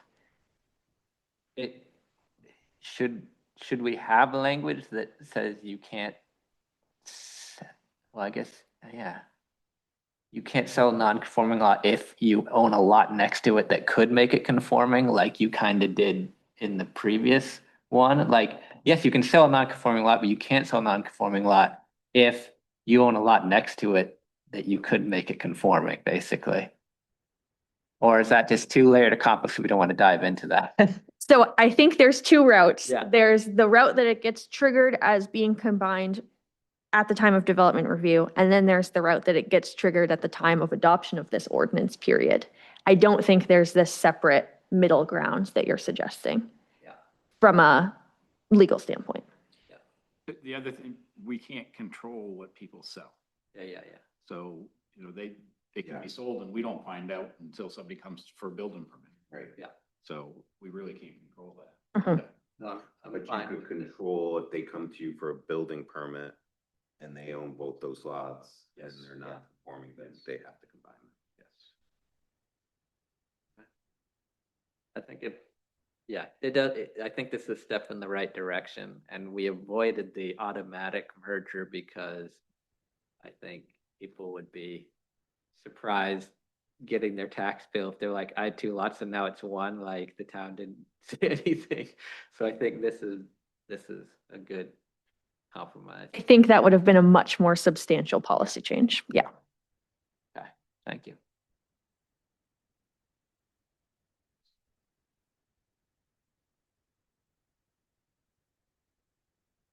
Todd, did you have more stuff? I didn't, I mean, we could just kind of, go down this list.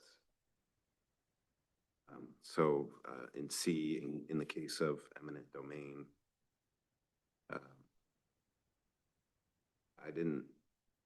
I was okay.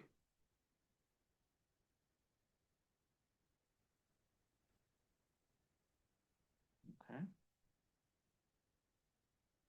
I know, Brian had a comment about the commercial farm building. Yeah, I was gonna bring that up when we got down to Yep. that. Would it be appropriate for me to give a brief overview of this one? This Yeah. was one that we kind of talked about substantially at the last meeting, Which, The- eminent domain? the commercial farm buildings piece. Yeah, okay, and then we have the other standards. I didn't have any problem with that. Okay, so, yes. Okay, so I will just sort of summarize what I provided in the memo, and most of it was centered on this, so bear with me for a second. So we had talked about at the last meeting that section 800 with regard to site plan review exempts the construction of quote, normal agriculture and forestry uses from planning board review. That's under the existing section 801B. The concerns raised by planning board members, as I understood it, is that this broad exemption coupled with no standing definition of a farm building could allow for agricultural and forestry use buildings of extremely large sizes or maybe overly impactful uses to be constructed without requiring planning board review. So your current definition of agriculture is fairly expansive. It also does still include tree and forest products.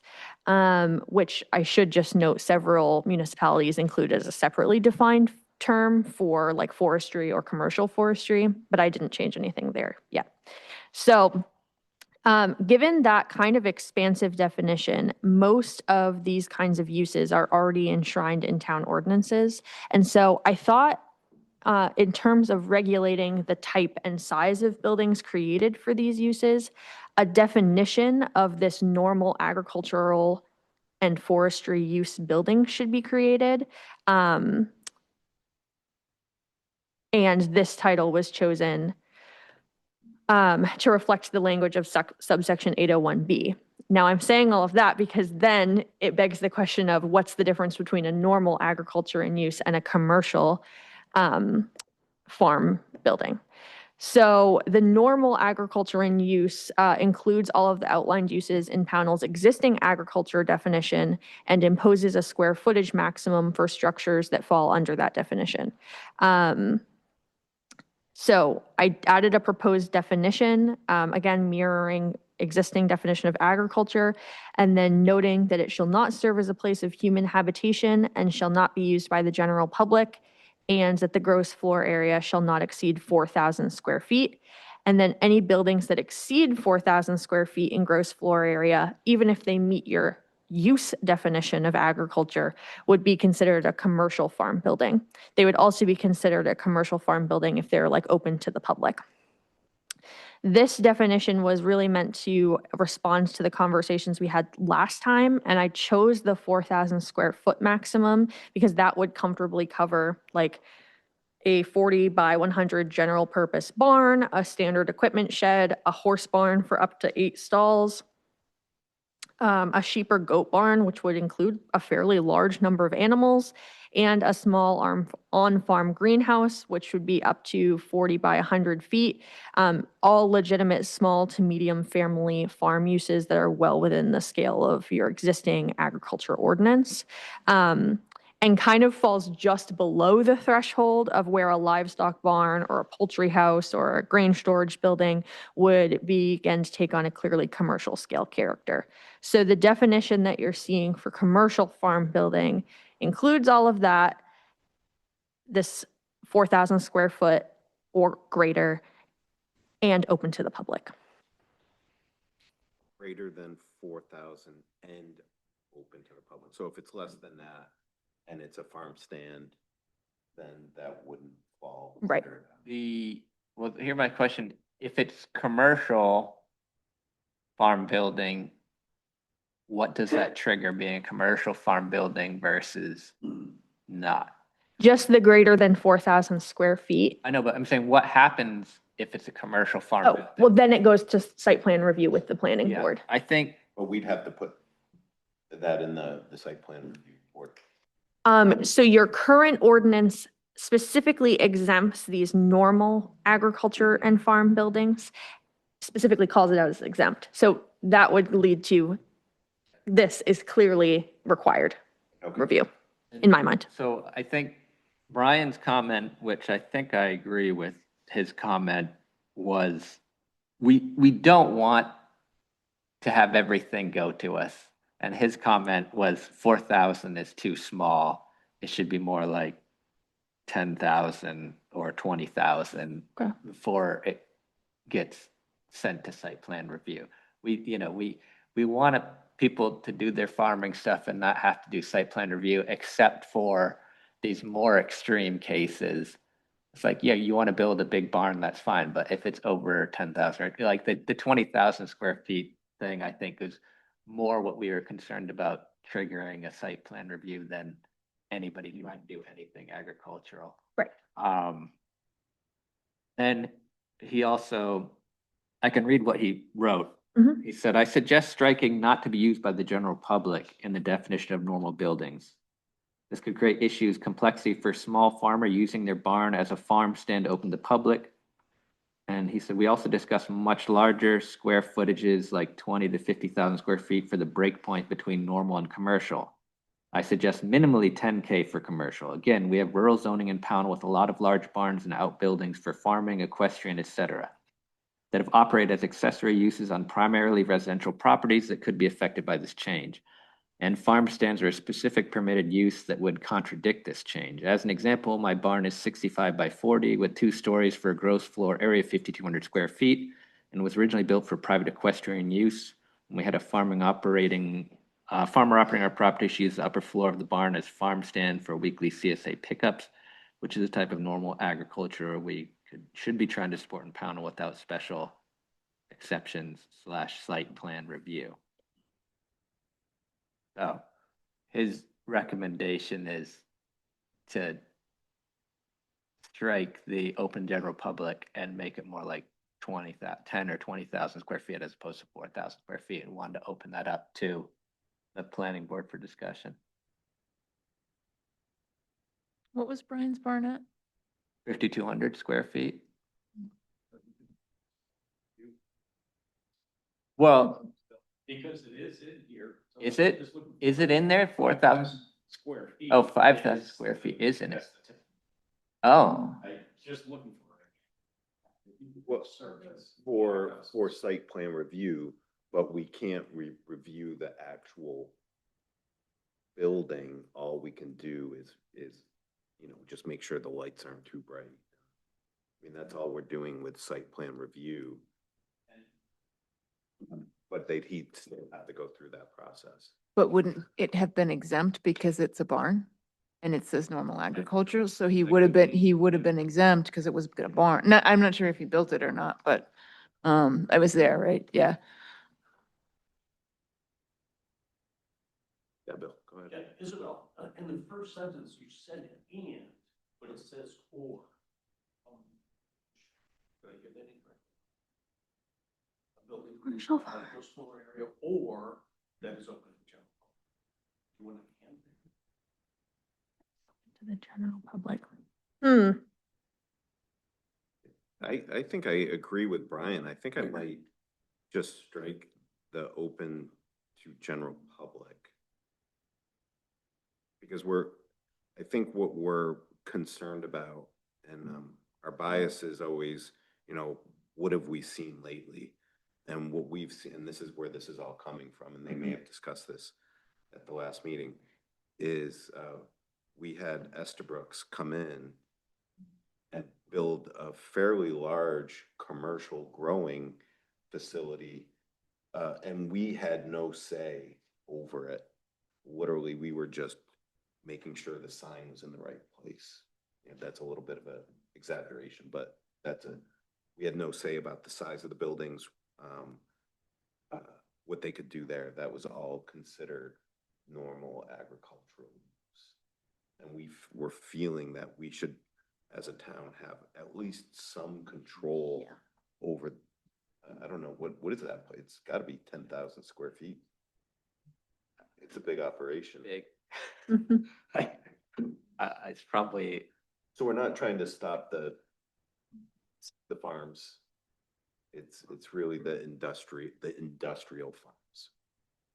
And to the question that was asked, yeah, I have or right now, but it sounds like we're leaning in the direction of just striking that anyway, so. Because I think hearing more about I guess it's helpful context to me to understand what you're trying to avoid Right. versus what you're trying to explicitly permit. Yeah. Is that the consensus of the planning board where? Mr. Brooks is 55,000. Yeah. It's that's why that's saying we're not against big buildings, but Yes. just if it's over 20,000 square feet, it's not necessarily normal, that's a commercial steel project. It should have just some level of check and review what the potential impacts on the town can be. Not that you can't do it, but 20,000 square feet is not typical of an average farm If we building. used a word instead of commercial, if you put in industrial, like an industrial farm building is something that's greater than 10,000 square feet.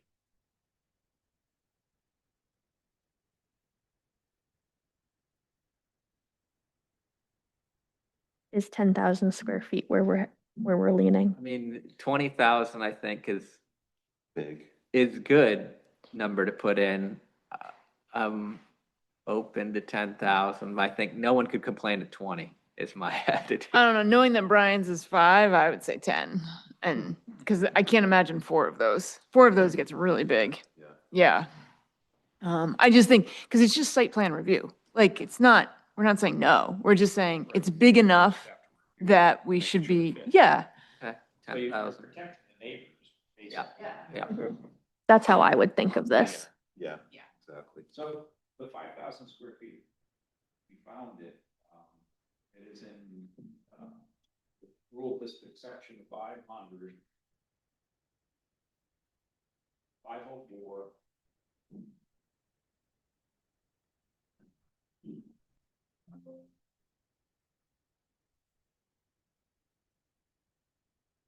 E 4. Excuse me. C 3. H. All of that. Yeah. Special exceptions, businesses, professional services shall not cover more than 5,000 square feet of floor space.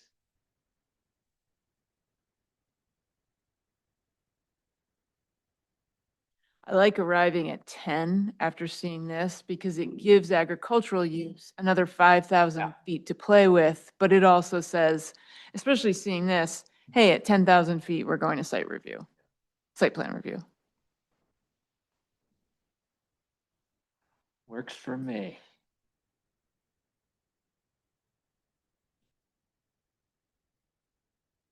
So I don't know, sorry. Cross out the open to the general public piece and say 10,000 square feet instead of 4,000. I'm fine with that. I think that's a good policy call for you all that know your community. Sounds good.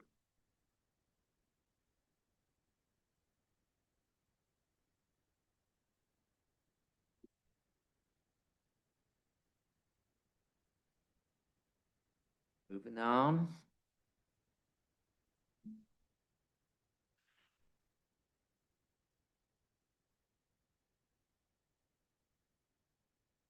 So that would then under normal agricultural and forestry buildings, do we increase that number to less than 10,000? Yeah. And he wanted to cross out the not used by general public Yes. from that. Yeah. So, yeah.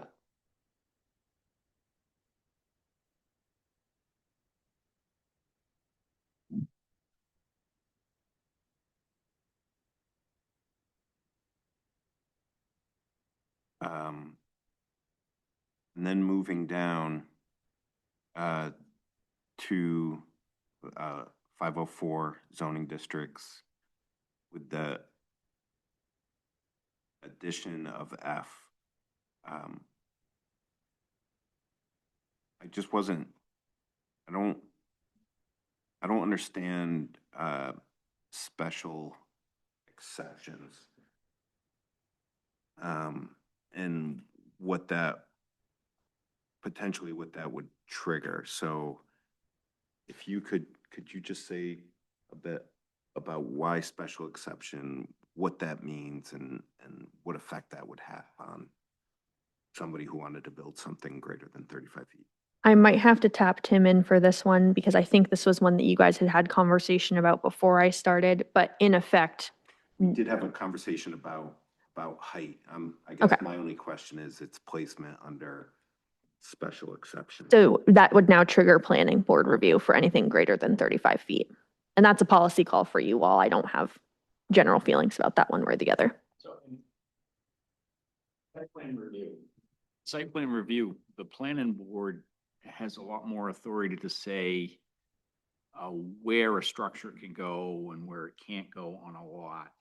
And apply the qualifications that are in site plan review. So if somebody were to come and say, I want a 500-foot windmill tower, there's nothing I can do to say no. So by putting these limitations on it, at least it gives a little bit more, you guys get a chance to review it and towards the ordinance more than I could. And so the point being is because it's under special exceptions, that triggers site plan review. Correct. Okay. That was really my question.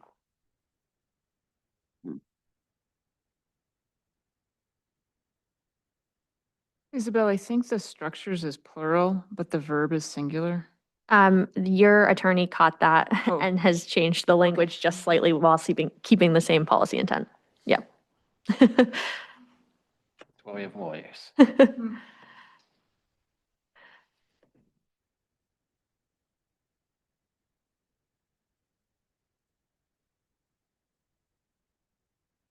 The other thing I have to say about the height difference, I threw 35 feet out there because that's kind of a normal 2.5-story building. Or, a normal flagpole height or residential flagpole height. If you feel like that's too short, that I'm like, I think my garage is, it's probably 3 feet. then I would be fine. It's not like that. I mean, I haven't had any neighbors complain that it's obnoxious. Oh, you just don't know. I'm comfortable with going to a higher number. Because I'm just thinking about the types of barns that we have here, the post and beam barns that people might be building, the one that Brian has, I bet that's probably 40 feet, depending on where you measure that. Yeah. And I don't want to. We don't want everything going to site plan review. No, Only thing so that- I might push it to 40 or 45 feet, just to give, because we're a farm town, we like to think of ourselves as a farm town and these big barns, and I definitely don't want the barns having to come before site plan. We can change that.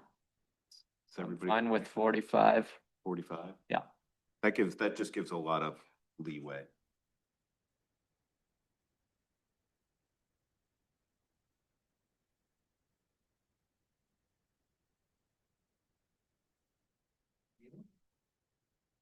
Problem I have with that is we almost ought to talk to the fire department before we do this to see what they're comfortable with, what their capabilities are, Yeah.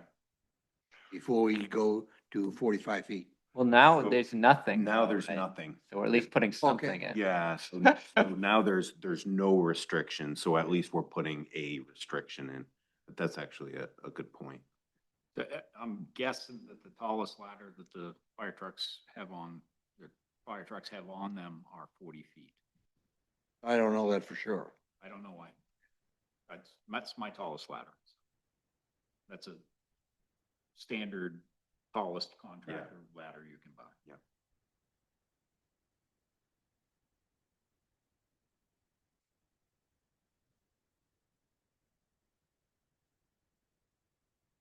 And I'm just scrolling down. If somebody, I'm just accepting a lot of these changes. I'm cruising down to rural district RB, which is the same.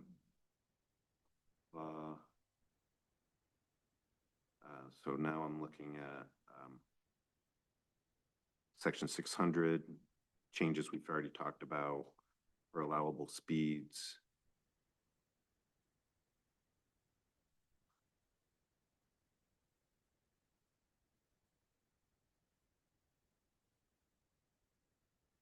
We did talk about the design standards on, so now again, I'm just kind of cruising through. So if somebody had something that they really wanted to point out, feel free. Under 609, I think at the last meeting, there were some concerns about the language. Asphalt roofing got struck on the other ones, but not on this. Oh, yeah. I did have a question about the height thing. So if someone wanted to put some wind tower that was, I don't know, tall, like, are we saying that's not allowed or just that it would go to site plan review? We also say no structure can exceed 100 feet except for telecommunications tower, right? So a wind turbine over 100 feet would not be allowed. That's how I would interpret this right now.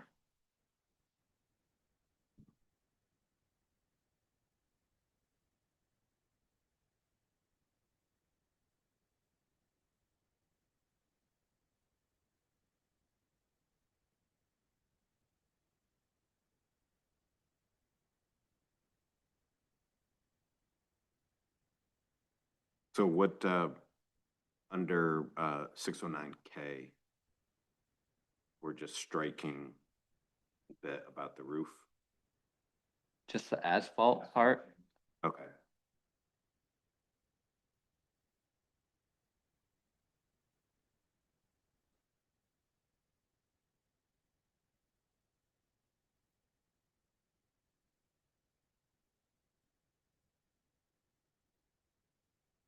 Down to, there's the FEMA stuff, 615. I didn't have any concerns with any of that. And I just want to put a note out there. I worked with Tim to try to get some bare minimum accessory dwelling unit stuff in there. We did just receive note that we received the grant award from the Housing Opportunity Program, and probably further changes are going to be coming to the accessory dwelling unit stuff. But we tried to sort of put bare minimum things in there right now to have something that we could respond to inquiries.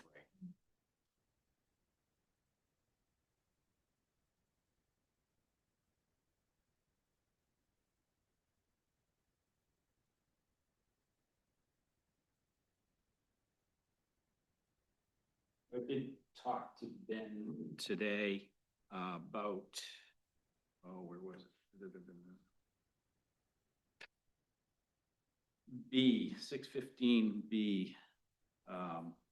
No more than one accessory dwelling unit within the principal dwelling or one in the accessory dwelling. So the state statute right now, a town does not have to allow more than one accessory dwelling unit per lot.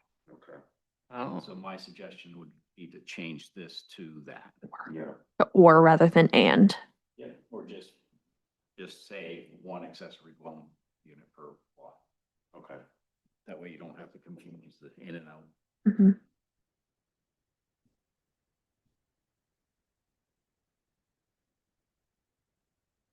Yeah, okay. And so that would include an over the garage apartment or a separate building. It could be inside, inside the building, Yeah, doesn't residential matter. or outside. Okay, It could be standalone or inside of an outbuilding. okay.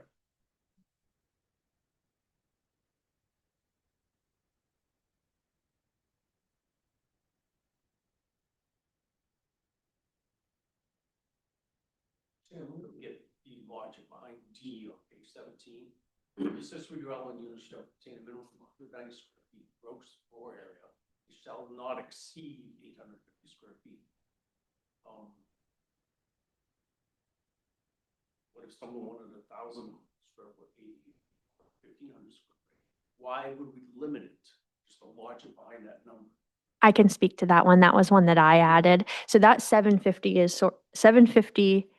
is sort of a standard number around how large they can be, that most communities have adopted. And again, this is meant to be an accessory dwelling unit. So it's 750 or be no more than 50% of the habitable square footage space of the principal dwelling unit, whichever is smaller. So if you had a fairly small house, you could do up to 7, whichever is smaller. It says 850. Yeah, I put a suggestion change it there, in front of that 850. Okay, Just as a builder, 750 doesn't make any sense. okay. Yeah. I think 850 is fine. Dimensional wise, using plywood, it works better. Okay, that makes sense. No, I'm good with that. This is like, if you had a really tiny house, basically, you couldn't then build a giant ADU. Yeah. This is limiting the size of your ADU by how big your current house is, basically. Right. That's fair. And I go ahead. Bill. And that's just because there's no real logic behind it. Like, to extend this further, to maintain rural character, should we be telling people we can't build a house more than 2,000 square feet? I mean, it's kind of the same logic. No, I think it's different because you're taking a lot that has a house on it. Yeah. And you don't want them to put another giant house right next to it. Right. So it's an accessory dwelling unit. It's not a primary residence. So I think it makes sense to have some size limitations to that. The other important thing sort of related to that, and I'll build upon it, is that recent state law changes have sort of carved out accessory dwelling units as not being subject to the same like dimensional standards, same parking requirements, things like that. And so it really is meant to be accessory and subordinate to the principal structure. I'm fine with Tim's logic about the building standards, and I appreciated that input because that is not my area of expertise. So, but yeah, the 750 number is sort of that generally accepted, like, Yeah, you don't want it to be much bigger whole than that. idea is ADUs are supposed to have minimal impact on the property, Right. which is why they're allowed on having a second home on a lot that was originally zoned for only one home. But you're still getting another use, but you're not allowed to put in a giant structure, basically, that. And I think, Bill, to your point, and to what I was saying, this is granted, this is a significant change to the ordinance, but this is one of those things, we need to get something into the ordinance. And so, we're not having a whole lot of discussion about this because it just needs to get in. And then down the road, if it becomes a problem, it's something we could definitely always revisit. I think the ordinance review is going to be ongoing indefinitely. I think that's going to be a forever. Unfortunately. We're starting in July this year. Yeah. Perfection is the enemy of progress. Yeah. Yeah. So that's kind of the way I'm looking at that section.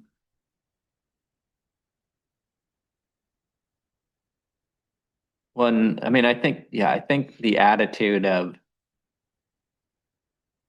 making progress in the right direction, not getting perfect, is the right one to have. And if you are overly aggressive quickly, then, we want to be able to stand up to the town to vote on this saying, yes, we made some changes, but they're in general aligned with state law and with ongoing discussions we've had in the town. And, you know, we're open to them being made even better in the future, but this is a good first step to put us in compliance with what's going on statewide. And I just want to flag for transparency while we're on this conversation. Under A, I removed either the principal single-family dwelling or the ADU must be owner Yeah. occupied. That's no longer allowable under Yeah. state requirements. So that's why that's. Yeah.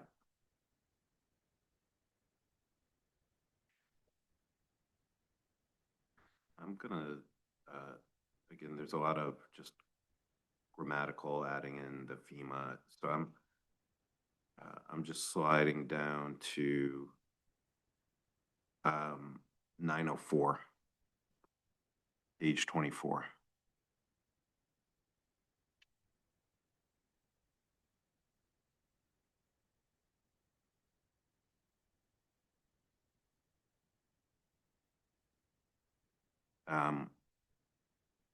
So this, so I'm looking at 904BI. This would apply to both minor and conservation subdivisions. Am I reading that correctly? The 700, sorry, BI. Yeah, B2H. Okay, the Okay. two, yes, okay. Horizontal distance when measured along roadway frontage between proposed new private road and any other proposed or established road, 750 feet. Oh, yes, okay, yeah, thanks. Great. And that's an important thing. I wanted to make sure that that got in there, so I'm happy to see that.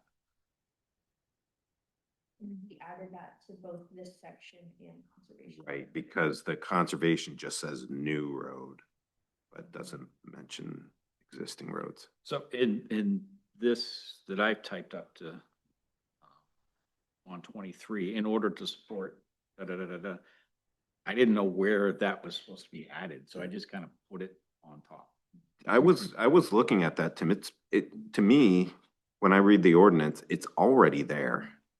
So if we go to, I don't have that. This was the language that Mercedes gave me for justification. No, I know, but it actually says if you go to, can I see your ordinance book? Sure. 9. If you go right to the beginning of the subdivision criteria.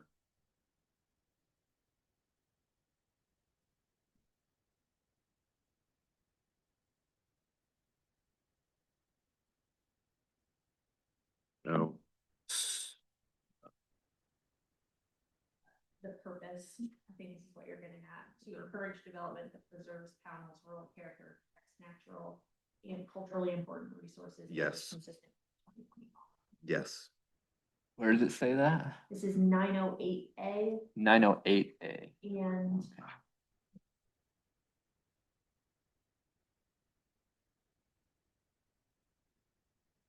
But we're in 904. So 908 Is the conservation. conservation. So Oh. I think we need to add that language under purpose. I would add similar language to that under 901A. 901A.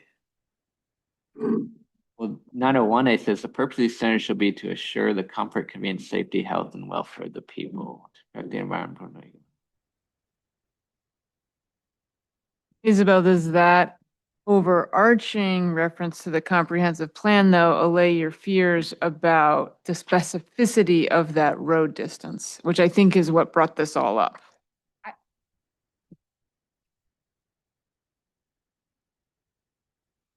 that assuages some of my concerns. I will say this was one I specifically flagged for the attorney to review and didn't share the same concerns. So for what that's worth. I think it makes more sense. I think it makes sense to have it where you placed it. Yeah, okay. I'm fine with that. I do think that it would be nice under it's not a change in ordinance, but it's, I think minor subdivisions and the conservation subdivisions should both in attempt to align with the comprehensive plan.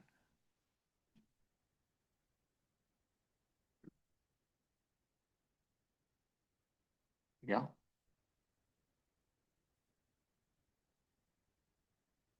So how would, where would you put that? Where would you put that language? How you put that in? Well, when we were talking, I think it actually got into the conservation one.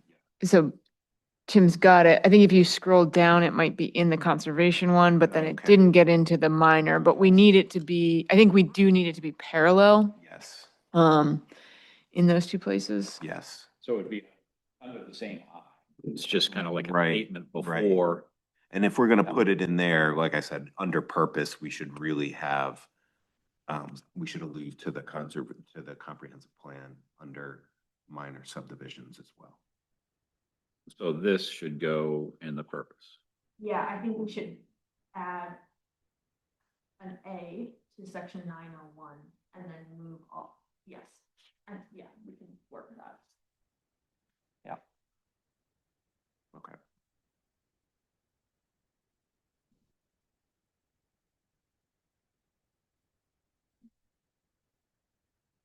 That's the end of the list. Really? Yeah. I don't believe it. We did it? It's a lot of work and I'm super appreciative. to you Yeah. guys. Thank you, Tim and Isabel and North Star. I know.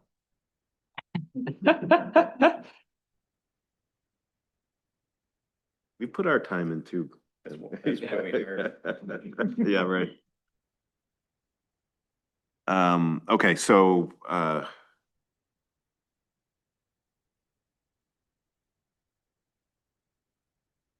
so the, this will be our final draft With the changes. with the changes that we just discussed. So you'll make those changes for us, and then we're gonna submit that to the select board. And then and I'm partly asking, partly saying, this is my understanding of the plan is we're gonna submit our draft to the select board. The select board will review the changes. The articles will be written and then we will have public hearings in April. So you guys have to hold, as the reviewing authority over land use stuff, you guys have to hold your own public hearing as well under the amendment section of your ordinance. And your planning board public hearing needs to be at least 14 days prior. Nope, I'm sorry. This must be held at least 10 days before the town meeting. But I think in the past, you joint We've held joint. Okay, meetings with. Right. Like, Yep. That sounds right. that makes sense from my end. Yep. So will Isabel be there for? Yeah, I can be there. Yeah. He's sick that day. Yeah, exactly. So Becky has already, I've been working with her on this and she's already got placeholders in there for all of these articles. Yeah. The changes will be presented as an article per section. So we won't be voting on every change. It'll be Yeah, by- yeah. Right. Okay. Look, there's one thing that people don't like and it's. That's good. Everything else Good, in that section yeah. goes down. Okay. Well, at least the So- entire thing doesn't go down, just the section, but. Yeah. In all seriousness, I'll be guiding. Will I be doing that? What's The that? public hearing? I can't remember. I did it the last time. I think we're there mostly to answer questions. Yeah. Yeah, right. I think it's just a reassurance statement, kind of like the planning board worked really hard on this. We had, this many meetings on these things and had support and, we feel we voted unanimously that these were good changes and we don't think they're overly aggressive and Do we aligned with have to comprehensive plan. make a vote? No, I think we're just in the room. No, I mean, like right now.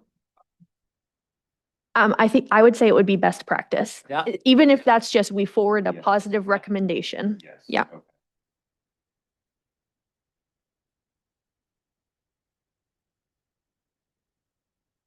So I move that we submit hold on. I wasn't prepared for this.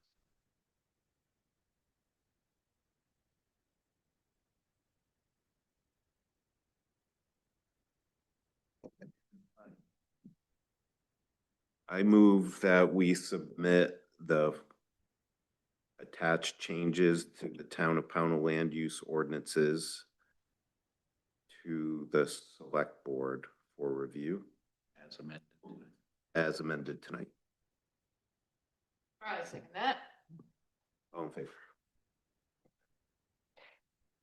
And I just want to talk like about the public hearings for a second. And I want to give you a little bit of an overview of my style for your consideration, and then you can take it or leave it. So I've worked at the town for a couple of years now in various capacities, and I was at a public meeting that you all spoke at with regard to another ordinance change a few years ago. I think you'll find that my style is a little bit different. I like to give sort of a presentation overview of the changes just for transparency's sake so that people have a clear understanding of why we're proposing the changes. And I mean, sort of give very clear direction about what has been going on. Is that, I mean, you don't have to answer me tonight, but I will be there and I would love to do that for you all. That's fine. Okay, perfect. We appreciate that. Great.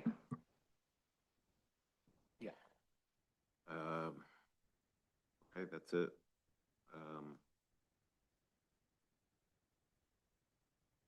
Agenda. Next. So we will, I don't think we have anything crammed, correct? We didn't leave anything open there that he needs to come back. No, they'll come back to us, I believe, when they have the preliminary plan. We don't have to do this again. We shouldn't have. We can start on next year's. No, we're taking a vacation. Can I ask, did we see this request for information on the Stetson project? There's just communications here that I haven't seen. Yeah, I haven't seen those either, and I have to talk to Marcia when she puts these in. I'm not sure where they go. Okay, I also have that. Yes. Okay, so So I'll ask her.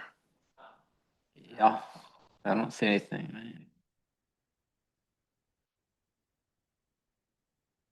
Let me see. But I think she's just somebody had asked for information. I'm not sure. So I do have one more thing that I forgot to mention in my report is that I met today with Shane Brady. He is proposing to do a minor subdivision on the property where the mobile home park was proposed. I'm working with him to make sure it's not the same thing. And that's about it. So I just wanted you to be aware that that is coming back at some point. Okay. So, as it stands right now, we have nothing on the agenda for next month. And I'm gonna say, if nothing continues to be on the agenda, I think we take the month off. I think that's fair as long as we can try to be at the public hearings if we're Right. around. Because I think that's a fair, yeah. Right. I'm gonna be at the public hearings. And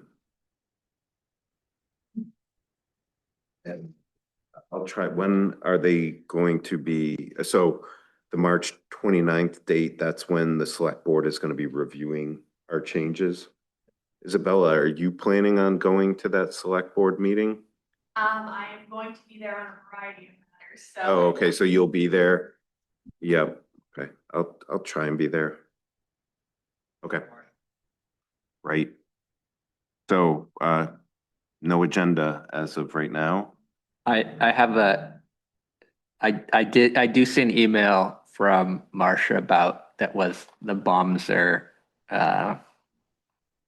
request for information assessment and process project, and it was basically someone asking about when information will be posted on the website, and Marcia said, we're posting information to the website, so it's not a detailed Got it. comment. I was looking for Yeah. a letter. Okay, thank you. Yeah. Actually, it's Sunday. I think 23rd is the correct. I think that's the selectmen's meeting is next. Okay, Monday. 23rd. Okay, so she just. All right. All right, does anybody have anything else? I move that we adjourn the meeting. All in favor or second?